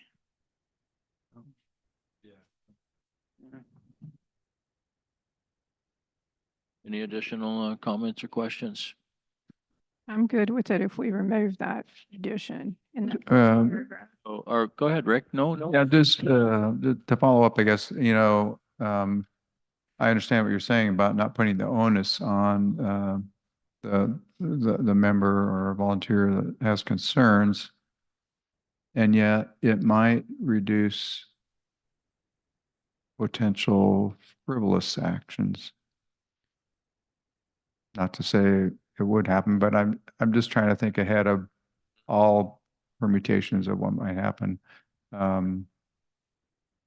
don't know, just a thought of maybe weekly arguing, leaving it in. I would think anything frivolous, right? We'd come out in just normal discussion when you're talking amongst yourselves to try to resolve the situation, you would think, but I do understand what you're saying. This came about to prevent frivolous legal action Right. against board or, between board and committee members. And so the goal is to actually prevent that type of thing, right? So. Right. I'm just saying that if they have to pay up front and get reimbursed, that it might reduce some of the more frivolous types of hassle. Unless you're the one that it's being targeted, then there's a problem. So I Okay. would Yeah. never suggest that we disregard an attorney's advice lightly. And so if the board feels more comfortable retaining that language from Richard, I would have absolutely no objection. But I do want to remind everyone that in a way, this is a code of honor. No one's required to participate in mediation. So even if you raised a complaint and then, you were going to be maybe, charge something for it, you could say, no, I'm not going to do that. So we're not putting that onus on anybody. At the same time, it's really, really important that we have a strong procedure in place so that when people feel they're not being heard or that they have somehow been damaged or they just disagree, that we can create a forum that allows them to come together and talk it out, work it out. And if we can do that internally, great. But if we need to have external help, I almost feel like it's in the best interest of the association to just absorb that cost because we need to have volunteers. Absolutely. And if suddenly, in addition to giving all your free time and energy and brain power to the association, now you have to cough up money to pay for a mediator because someone doesn't like what you said, that seems like too much to ask. And that could and has happened. Yeah. So I'm persuaded to drop it. Yeah. All right, so is the general consensus that we're going to strike the last paragraph in blue? Starting with inasmuch. I would move that we drop that last, in as much as mediators generally require the parties to the mediation to bear the cost of mediation, the parties will require to pay for the mediation, however, reserves the right to reimburse the parties up to a predetermined amount. Strike the last 8 words. Yeah, that's the motion. Second. Do we need to actually put it back in there that Sudden Valley will bear the cost, but the parties will cover their own No, legal fees or anything, or we don't need to do that? Oh. Did it say something else originally? it's there in strikeout. It said SVCA will cover the cost of the third-party mediation organization. Just vote to return it back to the original. yeah, the stricken part, yeah, yeah, Unstruck. yeah, unstruck, undelete. The motion stands as was given by Rick and seconded by Timey. All in favor? And that is unanimous. Only took 6. Wait a minute, we have. Now we have to vote on the policy, right? Right. Just on that part. Stricken goes back in. So can we vote on the actual grievance policy as a whole, or do we have to do that? I think. Yes. Yeah, no, we have to. Can we vote on both code of conduct and the grievance? We can, if you'd like to. I'd like to. You're not. Can we take the signatures off of the code of conduct? We had talked about not putting signatures because it's a policy. Yeah, so We we can discuss Then that it's- before we. Yeah, these are the two copies. We can take vote. Yeah, no, I go. You got 'em? I like the signatures. Okay, so now we are going to talk about the code of conduct policy. If there's any questions or comments on that. Yeah, so there was a question about the signatures.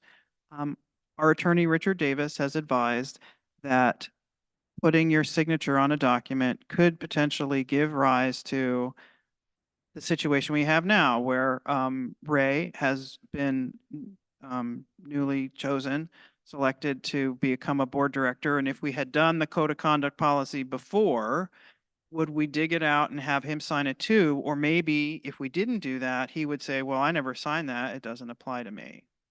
So Richard said, by not signing it, you avoid that circumstance. On the other hand, we are acknowledging as a group that this is a code of honor in many ways. It is not legally binding.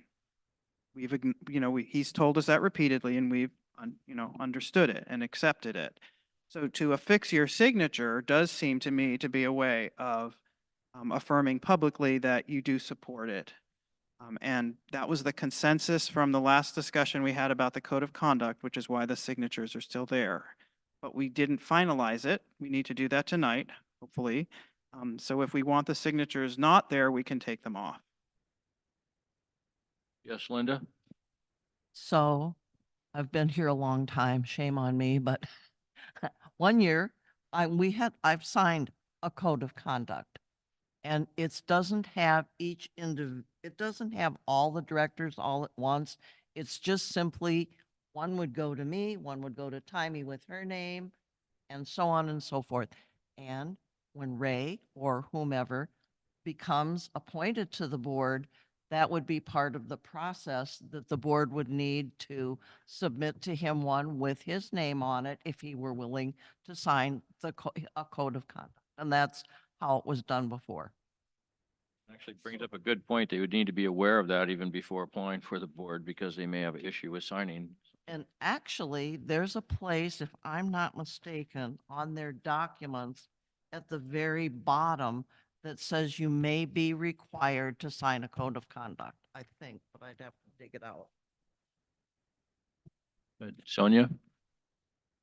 Yeah, speaking of that, you actually get exactly that. You could attach it to their application, you know, where you have to do the disclosures, and then you could just have that. Go ahead. If I may read from the current Go thing, ahead, Linda. there is a thing that says, at the very end of, please read the following agreement carefully before signing. It's part of your application. I understand that upon being elected or appointed to a committee, I will be asked to sign a code of conduct, which all members serving on the board or any other committee sign. That covers it. I would like the signatures off of the main policy for that very reason, just because then it's just a statement, right, in the policies, and it'll continue like that. I don't have a problem with adding it either in the manual or however, handing it out to new board directors. You'd like it to be more the single where each person gets. Yeah, I just don't like the signature, because we are trying to start doing these policies where they continue on, and this will just have these signatures. And like Joanne said, they won't have everybody else's signature. That's why you do it individually. And every year when the board changes, like let's say I sign one this year and I'm Linda Bradley this year. If I'm on the board next year and I think I still have a year left, I would sign a new one for next year. Okay, so if you guys decide to move to approve, I would suggest that you do that, move to approve with the formatting changes to accommodate individual signatures as discussed.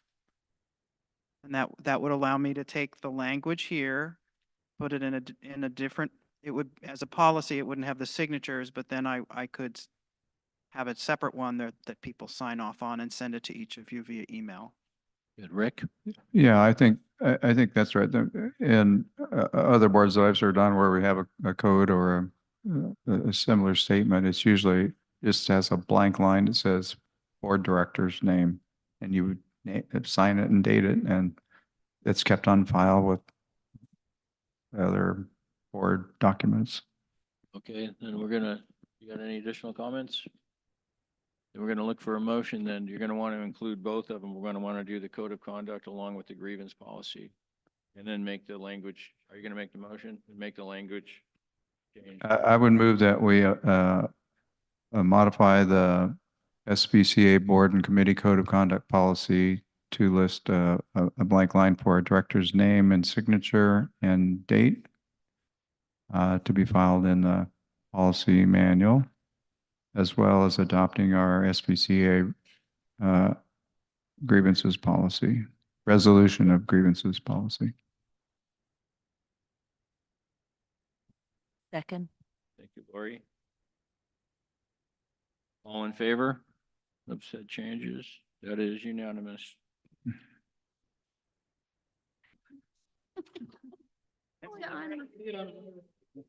I'm excited. Thank you guys very much. Appreciate that. Okay, moving on to item number 9, new business. We have a resolution for creation of a safety committee that is being presented by Lori.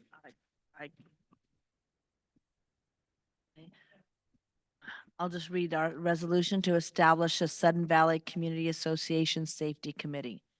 Whereas the Board of Directors is empowered to govern the affairs of the association pursuant to Article 3, Section C of the bylaws, and whereas Article 5, Section 1 of the SVCA bylaws requires committees established by the SVCA Board of Directors to be created using a resolution, and whereas the board deems it to be in its best interest to form an ad hoc safety committee.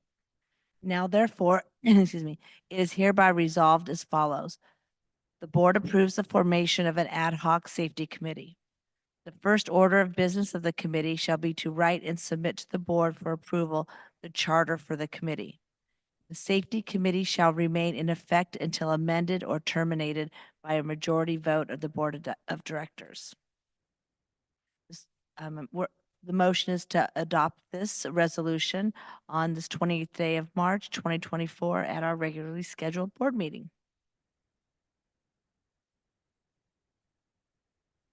Sonia?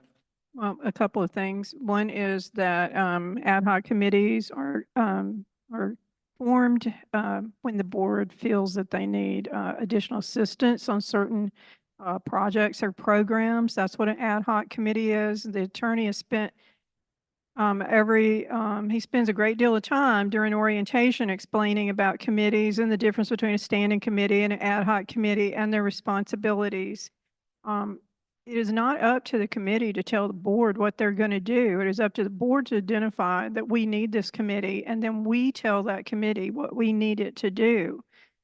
Last year, one of the things so there's also the communications committee charter that has been removed. That is the actual charter that the board approved. The document review committee worked on a charter template, and that's the charter, that's the outline that was approved by the board, and the attorney reviewed it.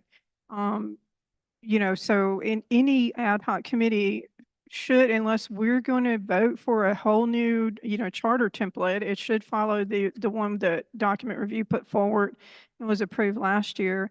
Secondly, we should really consider, what is this committee doing? And is it something, we did have if you guys remember, most of you were on the board last year, we had forms to fill out to identify committees, and ultimately it boiled down to, we just created the 50th anniversary committee, and the rest of it was identified that could be done either by staff or some other group, right? So I don't know what the safety committee is planning to do. I will address one thing that has come up, like when I'm listening to people talk, they think that the association is responsible for emergency preparedness, and our attorney has repeatedly said that creates a liability for us when we step over into that. We start creating plans, etc. That's why we really encourage people to align with CERT and the outside organizations. So it's one thing if you're saying, I'm part of this other group and I want to bring them in and introduce what they're doing to the association, but we have to be very careful. So we need more information. Sure, I'll be happy to give you some more information, and Judy is here. We can allow her to speak and give you some information. And if you want us to just take out the words ad hoc, is your main concern that there's not a desire of the community to have a safety committee? No, so ad hoc would be any committee that we form annually, like the board's identified that we needed it. It ends at either when it's fulfilled its task that the board has written for it, or at the AGM. So there's a couple of things that were written in the document that aren't correct anyway. Like it's not a standing committee. It is created for a purpose, and it ends in a certain period of time. Well, maybe we should look at it as being a standing committee. Yeah, so that would require Bylaw change. bylaw That's change, exactly- right? So until now, until we can, at such time where we could do a bylaw change at the annual meeting, we would have to make this an ad hoc committee. It would have a purpose, as that would be its first task. And there's no, from my involvement in talking with Judy, who's done a wonderful job of this community group so far, there is no desire to take over or step on the feet or cross the line of any emergency system. This is not a safety committee to deal with things after they happen. It's to prevent things and for people to know how to act if it happens. Safety would mean you don't want to wait until a child gets hit by a car crossing the street because they're crossing when the stop sign is down from the school bus. It's to prevent that from happening. So part of safety could be having the community with board support, having, like we used to have crosswalk monitors at schools. of something out there, people, parents rotating, helping to keep the children safe at the crosswalks or the school bus. It also could be when we have large community events, or it's just a time when we know that's going to be a large event like 4th of July at the marina. The safety committee could also be down there directing traffic, making sure people are parking where, just helping. It was like a volunteerism. It also would pull in emergency preparedness. Now, emergency preparedness is not emergency reactionist, it's preparedness. So it's giving the community and, in small community groups, help on how to prepare should an emergency happen. Now, if we had an emergency here in Sudden Valley, the CERT team that's going to be called up isn't going to be Sudden Valley CERT team. It's going to be another CERT team because we're all going to be family first, neighbors first. We're not going to activate as a CERT and abandon our families. So our CERT teams will be pulled up when there's a problem at Geneva, problem at Glen Haven. So CERT and our CERT groups here in the Valley and emergency preparedness aren't one and the same. They have different roles. So emergency preparedness is how to clear the brush from your house, how to have a go pack, what should be in your go pack. Some small groups might want to have like a neighborhood watch where they check on their neighbors. This is stuff that the fire department's not going to do, stuff that the county's not going to do. This is stuff that our community needs to do as a community to help one another. That is the goal, not rescuing people in case of a fire. We're not going to be carrying people out of buildings on our backs. That's not the purpose of the committee. Yeah, well, and so that's all fine. I'm just saying, like, the board has to actually make the determination, like, it has to be built into that charter. So what you would do, like, and I can send it to you or Linda, like, we had a worksheet last year that was pretty good about, actually coming up with what are those bullet points that you're identifying so that the board could discuss that, like, this is what we're asking this committee to do, right? So that we, like the very things you just said, and you can put them forward. So you want number 2 done before number 1. Right, it has to come from the board, but it can come back. Like last year, we had people complete worksheets, and then it was able to be translated over into the charter pretty easy. Time is of the essence. We have Firewise starting up. This would give the safety committee the ability to use this building free of charge. It's going to give us the support of the board when it needs support.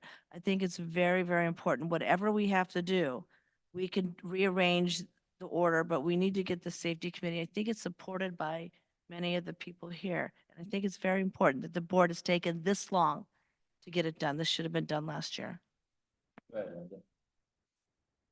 Lori is simply asking for the resolution to form the committee. I think for me, it's a yes. She still has to bring the charter forward. The goals, the deliverables, and everything else will have to be in there. If at that time the board finds some of them unacceptable, or they feel they want to add to it, so be it. One of the things I've learned is with working with Joanne on the new website, which is still sitting there, but also working on the member handbook, there's nothing about safety in there. It's like this big void that's in there. And it's just, I really would like to see us do it. Judy and her group have done amazing to bring the Firewise people. That's one of our biggest dangers. And you're having people from the DNR, the fire department, and different people that are specialized for that. Why we wouldn't want that is just silly. I think we really should move forward with the resolution.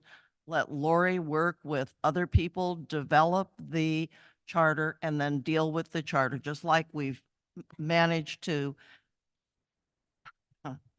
manage through the grievance and code of conduct procedures. I don't think anyone can disagree that Firewise is very, very important. And this board, myself included, we didn't bring it here. We didn't get it done. We needed community members to do that. And I think we have a large group that's willing to work hard in their own time to get this done for the entire valley. I think to deny them the opportunity to do this as a committee is not looking in the best interest of this association. Okay. Rick? Yeah, my understanding of an ad hoc committee, Go ahead. okay, it is that it creates the opportunity for an organization to move forward without having to create a standing committee where you need to have a charter and all that stuff. An ad hoc committee, I believe in our bylaws, says that will only last up through the end of the year. And then something else has to happen. Either goes away or we create a charter and create a standing committee. But I think the proposal to form an ad hoc committee at this juncture in time is a perfectly logical thing to do because we don't have a standing committee on safety right now, and we want to do something in that regard. So I think this is all a proper way to go about addressing a need of our community. Thank you, Rick. Joanne? Last year, I was not in support of forming an emergency preparedness committee because the activities that were put forth for that committee to work on were inappropriate. As I said last year, we're not in a position to do emergency preparedness planning. And I encouraged people at that time, members in the association, to make themselves aware of the many resources from the county and other groups that help us to understand how to keep ourselves safe. And I do support the formation of this safety committee because it is their stated goal to educate the community about the resources that are available to them and do the legwork to put together events. And that's a lot of work. And staff does not have the time to do that. And I appreciate that volunteers from the community can come forward and do that work. It's exactly what we were saying last year, is that we need to make people aware of the resources to them and how to keep themselves prepared to be able to react to different situations as they might occur. Thank you, Joanne. First Sonia, and then we'll go to Tommy. Sonia? Well, I was just going to say the issue, okay, what you're verbally saying is one thing. The issue has to do with the language of this document. And the language of this document doesn't reflect what's verbally being said. It's saying that the committee is going to write what it's going to do. So we're going to be forming a committee that we really don't have any idea what they're going to be doing other than some verbal conversation that we just had here. That's my point. Like, we're putting the cart before the horse. It doesn't make sense to me. The other part of the language here that's incorrect is talking about that this will go on indefinitely until the majority of the board directors terminate it. So there's a lot of issues with the language, the way it's written. I'm not sure why we can't bring it back correctly and spend the next couple of weeks writing that out and actually identifying if Laurie's going to sponsor that and chair that committee, then, why not bring it back with those bullet points of what she's recommending to the board that she'd like to see that committee achieve, and we can make a determination if that's what we want to agree to. Sonia, I have no problem with rewording it. I do have a problem with waiting another 2 weeks to bring it back. Do you have any suggestions that we could modify this now so that we could get it going? Go ahead, Tommy. Well, it's exactly what I was going to say. My point was, instead of having until the board, until terminated by a majority vote of the board of directors, will be in effect until the 2024 AGM. Right, but we're forming a committee that has no duties attached to it. So what if they come back with something? It does have the duties. The first but what order if of we don't duties like is to write and submit to the board for approval, the charter for the committee. So we're just saying, we're just telling them, we're giving you, the board, we're giving the committee, the safety group, our promise as the board that if they take their time to write and submit their approval for the charter, that we're going to look at it, we're going to consider it, and if there's no reason to disapprove it, we're going to approve it. Rather than what has happened in the past where they bring things forward, they spend their time, bring things forward to the board, only to have the board reject it. Right, because the ad hoc committees are a responsibility of the board.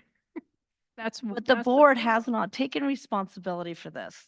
They need the help. We have shown we don't have staff, I think we're don't have. ready to move board- on here. Yeah. Yes. Yeah, is there any other comments or questions on it? Yeah, I'll make a Go ahead, comment Stuart. here.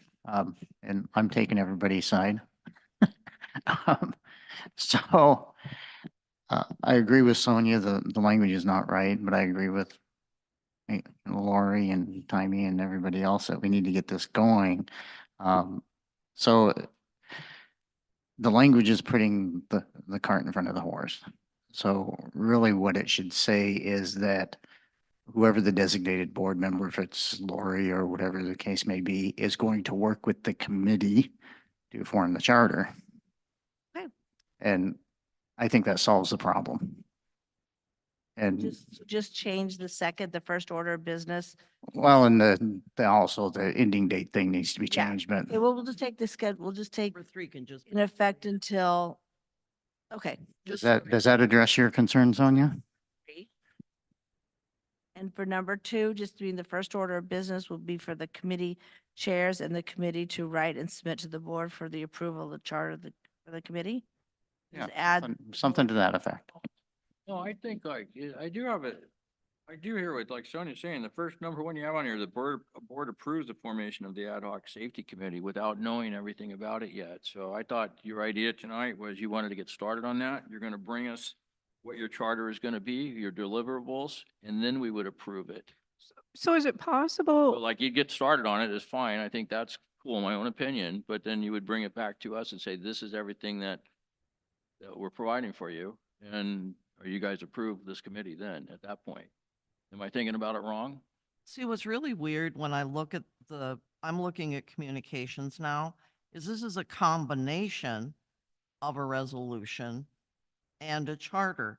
And when we worked on it last year, you had to have the resolution first, have that agreed to, then bring the charter. And this is like all in one. And that's why I'm saying I have no objection here to doing this and just getting at least make the resolution and give give authority for a safety committee to be formed. So yeah, you helped, you were on the document review committee with me when we wrote that. I remember. And, but I personally would just like to just be able to not pass it as a resolution and just ask you to go back and bring it back and complete that charter that way. So we'd be able to have full discussion on what the bullet points are. Okay, Rick? Okay, so how about in number 1? The board approves the concept of an ad hoc safety committee and then get the charter and bring it back. That allows Lori to get started. It doesn't actually approve it until we see something. Doesn't say Um, concept. I see where Okay, Rick's we'll just going. approve the concept. Nice. Perfect. What do you think of that 5 minutes I know, I don't know. I'm kind of dense. What can I say? Then just say the first order of business shall be. Yeah, yeah, everything else. Leave number Right, 3 in, and but. Well, and then add Ends. that it ends at the, It would automatically as an ad hoc, it would by default. And then it would either have to Be renewed. be the next- renewed. and you add a bylaws to make it a charter or standing committee or not, yeah. I'm good with that. Okay, so then we need the motion with the language change. I think it's fine. I think we're okay with the language just by adding that little bit, don't you? Like, I'll reread it now where it says now therefore it is hereby Okay, resolved as follows. The board approves the concept of an ad hoc safety committee. The first order of business shall be to write and submit to the board for approval the charter for the committee. Perfect.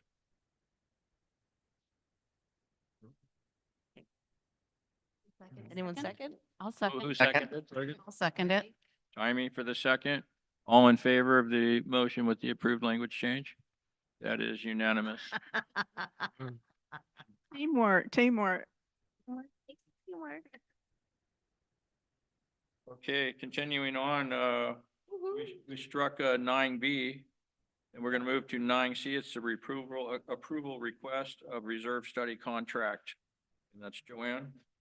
Oh, Joel, excuse me. Okay.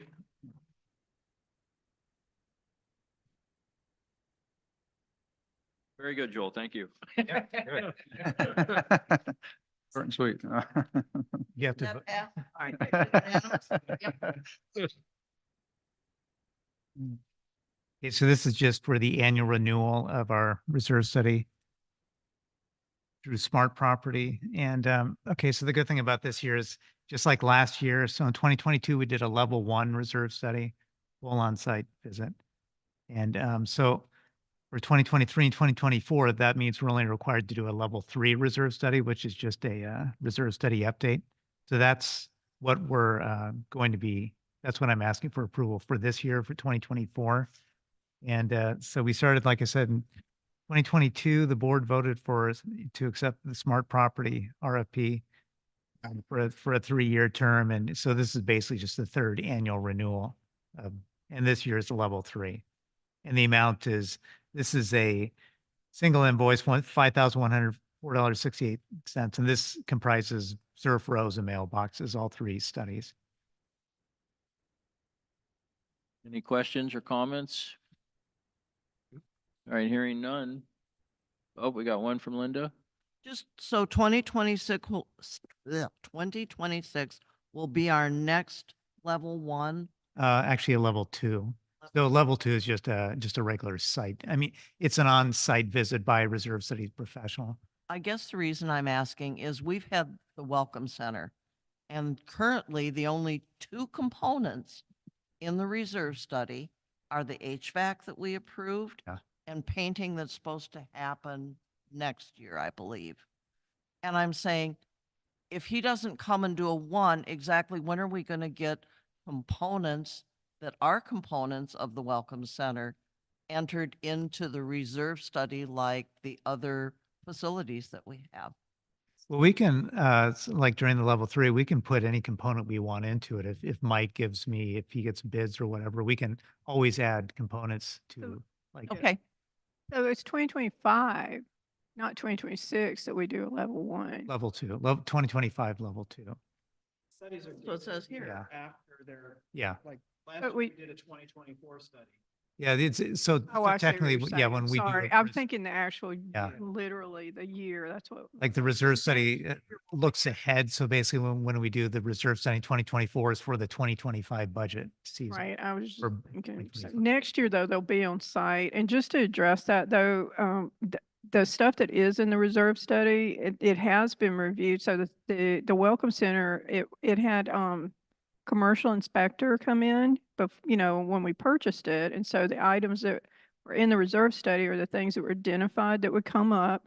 And then Mike reviews all the buildings, the facilities. And so he reviewed it and didn't identify, I think, well, we added the HVAC, right? And, but it has a new roof and things like that. And so I'm not disagreeing that the deck should be, I don't think the deck is in there. And so there's a couple of items, but I'm just saying that's where that came from, because Mike reviews the facilities and updates, right? But even if we have a new roof, it lasts 30, let's say it's not, let's say it's 10-year roof. We don't know when it was put on, how old it is. All of those components should go in there, because even if it's down the road that the work has to be done, as reserve studyists will tell you, if it's just $1 per person per year for so many years, you still have to be saving for that component.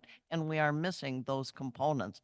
And I would just hope that if they come back, Mike can sit down and do the work and we can flesh some of this stuff out. There's already been some electrical work identified, and I think that was just fixed under operations. But, there's stuff that may come up. What if something goes wrong with the plumbing? There's nothing there to even indicate that it needed to be done. That's why I say the components should go in. Yeah. And of course, the good thing with these reserve studies is, so the guy doesn't have to come here to actually add it. So if Mike gives me a good quote or like a good number, I can add it into the reserve. Okay, that works. The other thing I was curious about is sometimes, especially when we get down to the voting and the booklet, is he going to have his numbers in that he supplies for us that we're required to put in the AGM Oh, yeah, stuff? yeah. All right, Yeah, we'll have that. just don't be late again. Okay, go ahead, Sonia. Yeah, I'm just wondering, is there a budgeting and planning calendar? Because I haven't seen it for this year, and we have to stay on. Told you I was going to ask this question. We have to stay on track, right, to hit these dates for the AGM. We're almost a month late on the Unilet contract. Like we approved that a month. We're a month later than what we approved it last year, and we've got more issues this year than we did last year with the mailings and stuff like that. So there's a lot of things that I'm just a little worried. I don't know what these dates are. If do we need to build that calendar again for this year so we There is a all have draft it? calendar, and we are in discussions actively with Unilect. And we're needing to take the dates that we've been discussing with Unilect and put them together with the dates that finance has set onto the calendar for this year's budgeting process and collate those sets of dates, and we can bring that back at the next board meeting. Yeah, Want to do the first one in April? I'm going to add it. yeah, that would be helpful because long-range planning needs it too, so that we know when information needs to come to you guys. Okay. Works. Question. Yes, go ahead, Rick. I'm, I've read about the smart property a little bit, but I'm not real clear on the level 1, 2, 3 differentiation in terms of that. I have ongoing concerns with keeping the reserve study figures up to date. I mean, things are changing so fast in terms of labor costs and material costs, and it seems that a lot of these big ticket items that we're having to go to fund, like resurfacing the tennis courts, were off by a chunk. And so if we have these at least annual updates, hopefully those numbers are getting more accurately updated, I guess. I'm just, that's my concern is, so I don't know what, you're talking about doing this remotely and, I'm guessing that they're working off of percentages of increasing amounts for, I don't know. This is an operational activity that is run by the finance group, so it's an unusual activity. What happens is each department manager conducts an inventory of the assets that are listed on the reserve study. Additionally, they are asked to assess the condition of those assets and confirm that the schedule for repair or replacement is appropriate.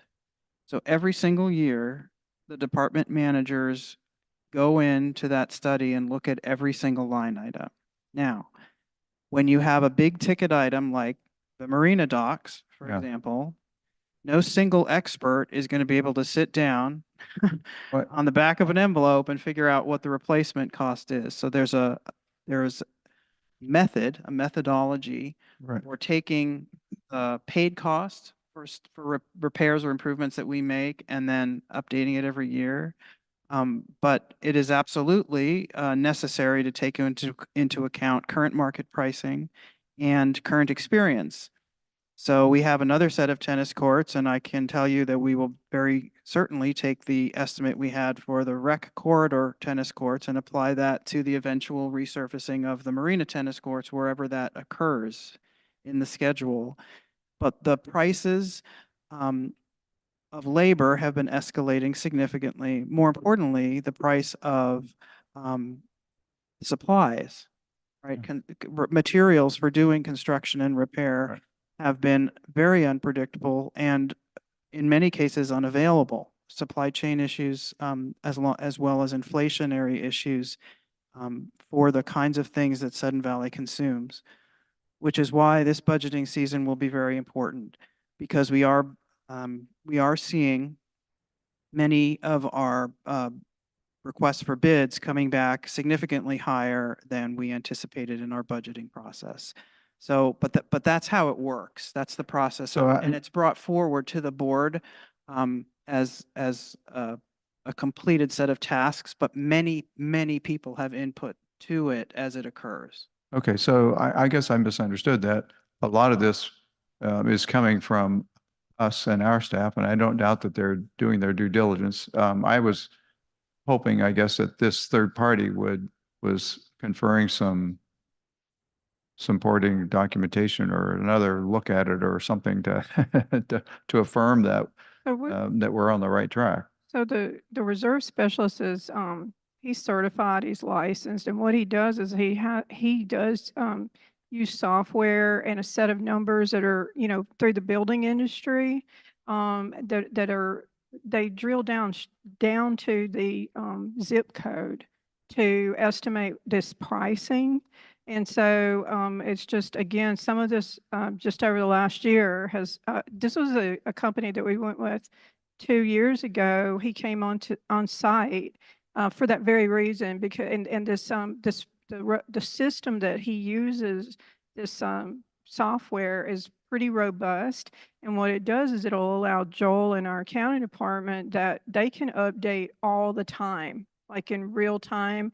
When we've got capital approvals and everything, we can update that list at all times, and he's available.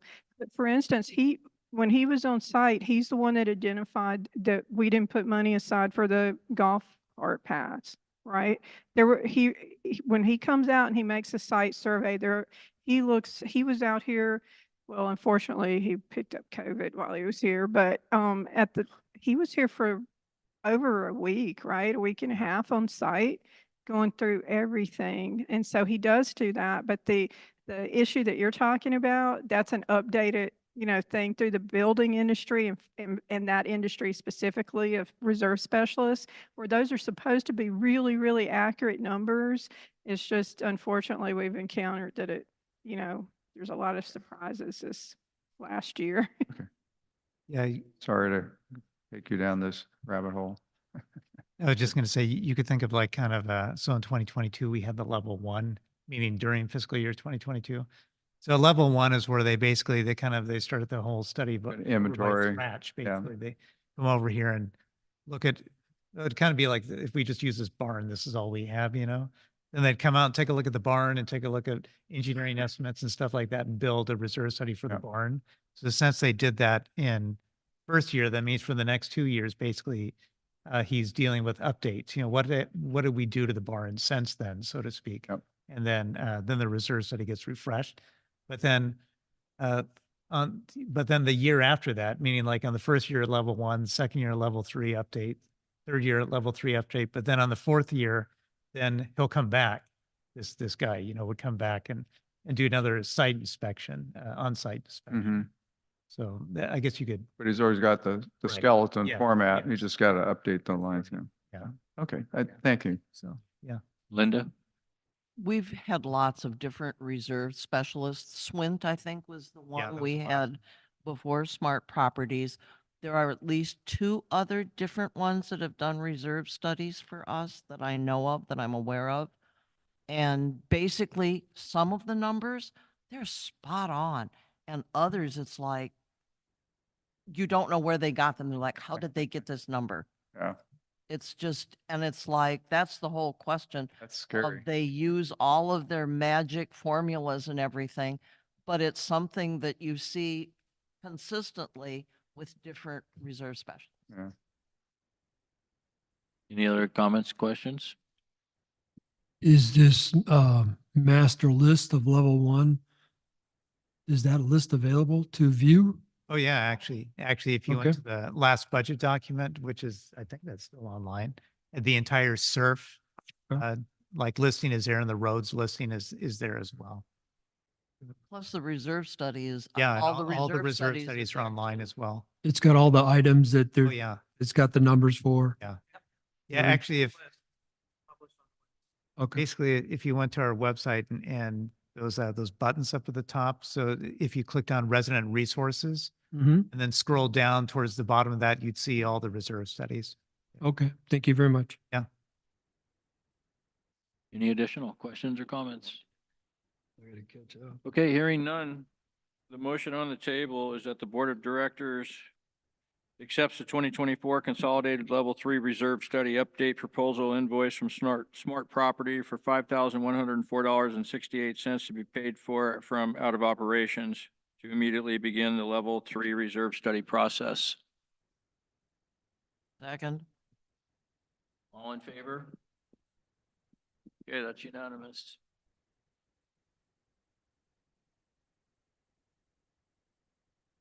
Okay, on to item number 9D is funding for hazardous tree removal request.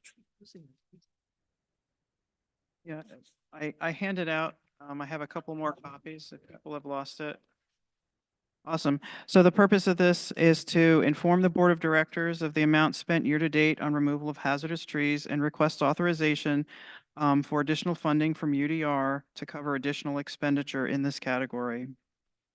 SVCA owns forested green space throughout the footprint of the association. When trees located on SVCA-owned property are identified as posing a risk to life or property, we remove the trees to ensure safety and avoid the risk of liability in the event that the tree falls. Over the past 3 years, the cost of removing hazardous trees has increased significantly. The chart that I provided there shows you in the blue line the actual amount that was spent on tree removal each year against the orange line, which was the budgeted amount for tree removal. So if you look at the last 3 years alone, it's $500,000 worth of tree removal. It's an incredibly significant expense. The 2024 budget includes $55,000 for the removal of hazardous trees. This seemed reasonable, given the large amount that had been invested in previous years and the decline in tree removal activity seen between 2022 and 2023. Unfortunately, as we all know, 2 points don't make a trend. What we hoped was a trend has not continued. The next chart shows you in the orange bars the actual tree removal costs for the entire year, which was shown as a line in the previous chart. And in blue, we're showing you the tree removal costs through March. And what I took away from this analysis is there's absolutely no relationship between what we paid through the end of March and what we ended up paying on the year. So unfortunately, I don't have a magical algorithm to tell you what we're going to need to spend this year. However, I can tell you that year to date, we have spent more than $50,000 on hazardous tree removal. There have been 60 maintenance requests dealing with trees, and the majority of these, more than 2/3, were resolved by staff. Unfortunately, there were 19 times that an external contractor was needed to remove the trees safely, which generated $56,906 in costs year to date. And that's without the emergency tree removal we authorized yesterday for $3,000 to remove a large cedar which was threatening the Gate 2 roadway. I recommend that additional funding of $55,000 from UDR be provided for the continued removal of hazardous trees. I also recommend that SVCA work with DNR and other local experts to develop an approach to manage SVCA trees more proactively with the twin goals of ensuring the safety of residents and reducing tree removal costs.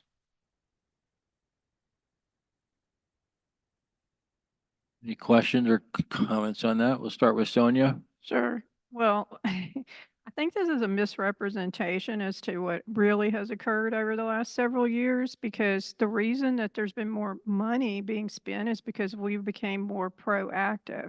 And the main tree service company that we use, you should actually have him come and speak to the board, and he'll tell you how that we've actually taken care of a lot of the hazard trees that have been identified in Sudden Valley. We can't control storms and that type of thing. This is a forested community or a treed community, so this type of thing will happen. But the reality is that this trend, what happened is we focused more on taking down those hazard trees and tree health. I have concerns with this language where we're talking about working with DNR and other local experts to develop an approach to manage trees more proactively. And it's almost as if you're I don't even know what that means because it seems to be ignoring the approach that has been taken over the last several years. He goes out every year. We utilize him and Mike Broad to go out and drive all of the roads and review and identify hazard trees. And and he looks at that list and then we work off that list. We've been hitting every hazard tree that's come forward. There's a reason, like I said, that these numbers are where they are, but it's because we've been being a lot more proactive.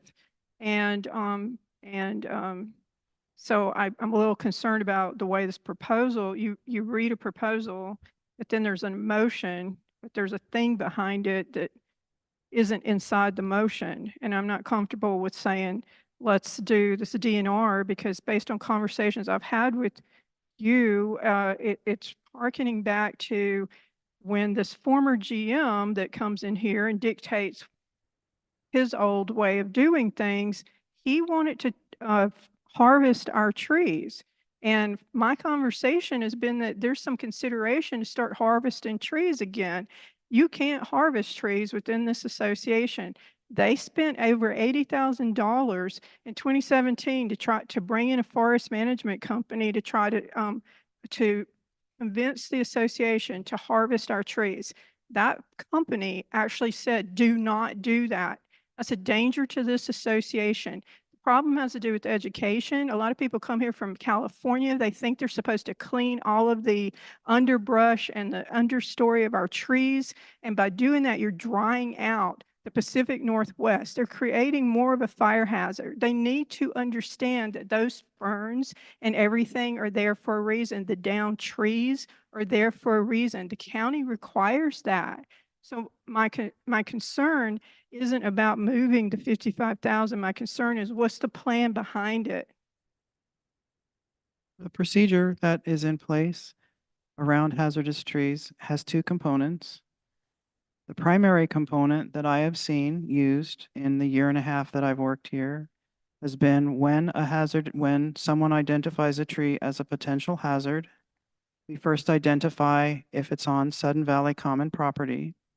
If it is on Sudden Valley commonly owned property, then we evaluate the tree. Sometimes it's possible, based on the condition of the tree, for us to make a valid internal observation that the tree is in fact dead, and we have stated guidelines for making that observation.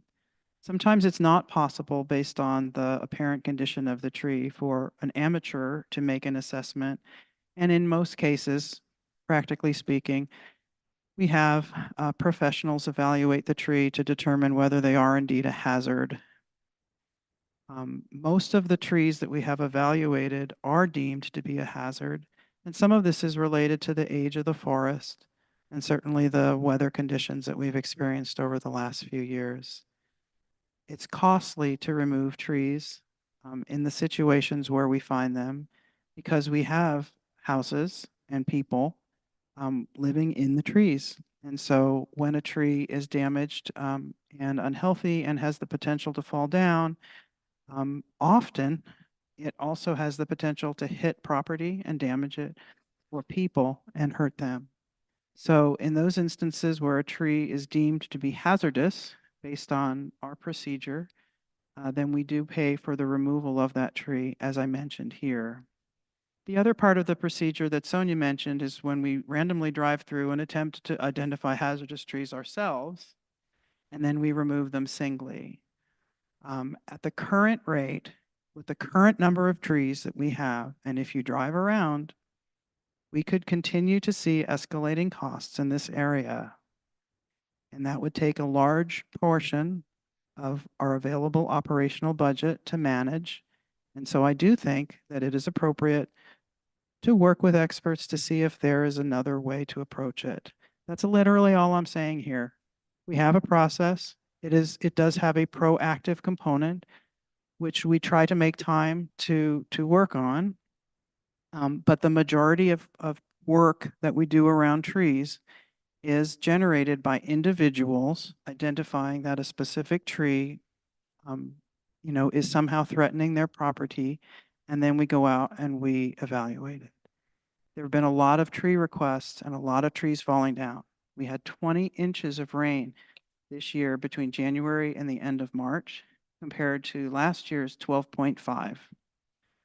Sodden ground does contribute towards trees falling because it loosens the soil. I'm not saying we are supposed to dry out the soil, Sonia.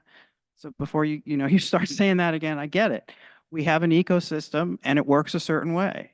But we also need to take measures to consider whether there are other options in order to maintain the fiscal health of the association. And I think we would be foolhardy not to ask to see what other options we have given the age of our forest. Well, I think that it would behoove us to actually just address the elephant in the room, which was talking about cutting down the trees and replanting them with other trees. That's an issue. And I think that my concern has to do with this proposal being kind of vague in here, and also the implication that suddenly our forest has become incredibly much more unhealthy, when in fact the tree service that we primarily use is one of the most well-known in this area, and he specifically specializes in Sudden Valley for over 20 years, and he said this is the most well-maintained that he has ever seen Sudden Valley. There is less hazard trees and less issues than he's seen over the entire 20 years that he's worked within Sudden Valleys. So all I'm saying is, I'm not saying that we don't need to increase this. This is why I never wanted to transfer the operational surplus over into SURF, was because we knew up front early in the year with all those storms that we were going to need this money. So one has nothing to do with the other. It's the proposal that's written in here. So I will second the motion to move the 55,000 from UDR for continued removal of hazard trees, but I don't support the proposal as written. No one's made a motion yet. Was there any additional comments or questions on this? Mr. President? Yes, sir. I Excuse guess me, the Linda. thing that I find unnerving is in prior years, the board used to get presented with a list of hazard trees. And there was a young lady that worked in the office, and that list was made up of how many years have some of these trees stayed on the list. And basically looked at some of this and then had them evaluated. We would then get 3 bids. And sometimes one company would get the bid if somebody had a lower bid on the same tree.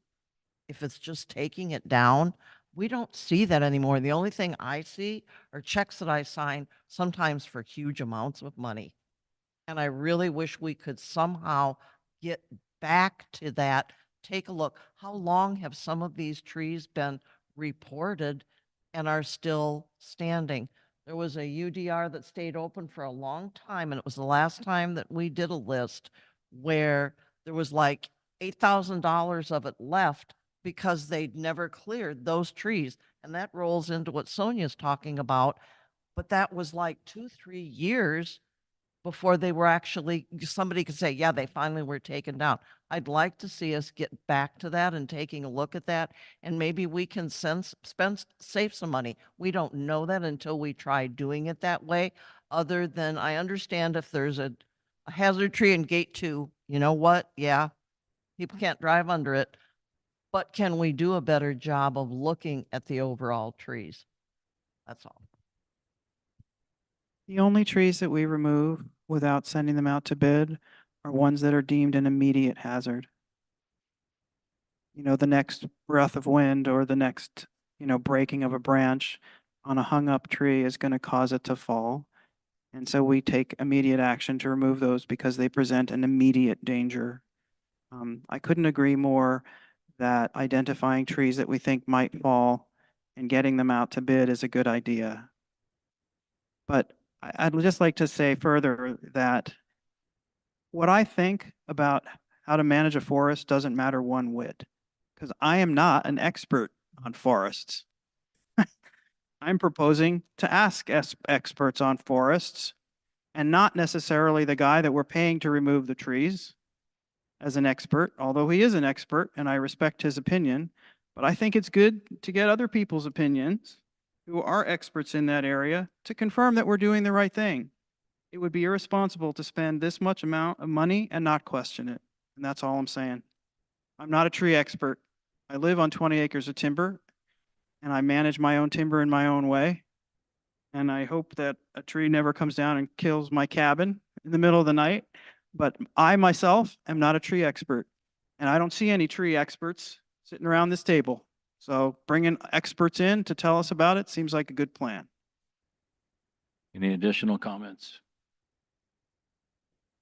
Okay.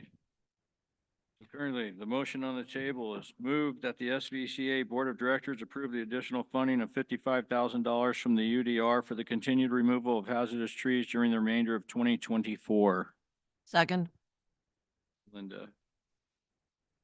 All in favor? That's unanimous.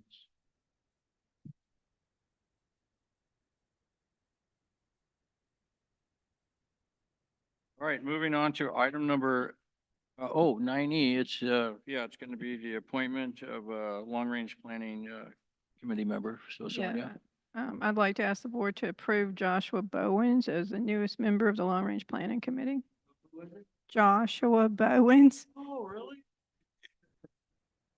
And he's been vetted, and he's in good standing, so. I have a question. There was a gentleman that I saw when I started watching the video sitting, I think, in that table over. Who was that? Mike DeVolio. He He was on, I didn't know if he had been, I don't think I ever saw his name. he was on the Approval. previous, Long Range Planning Committee and Strategic Planning Committee, but he can't commit full-time, but he is a planner. He's a certified planner, and so, he's offered, he'll help us finish the comprehensive plan. It would still be nice to get him approved or, if you need to add him, not fine. I have no problem. It's just, it was somebody I didn't know and. Is that my neighbors? Yeah, it is. Yeah. Okay, Great guy. all in favor of Josh Bowens being appointed to the Long Range Planning Committee? That is unanimous. Thank you, Sonia. With that, can we get a motion to adjourn? Motion to adjourn. Second, third. Second. What time is it? 8:44. Ooh, early birds. Ooh. No, we started. It's Pretty good. Adjourned at 8:40. Started an hour early. Thank you, Spencer.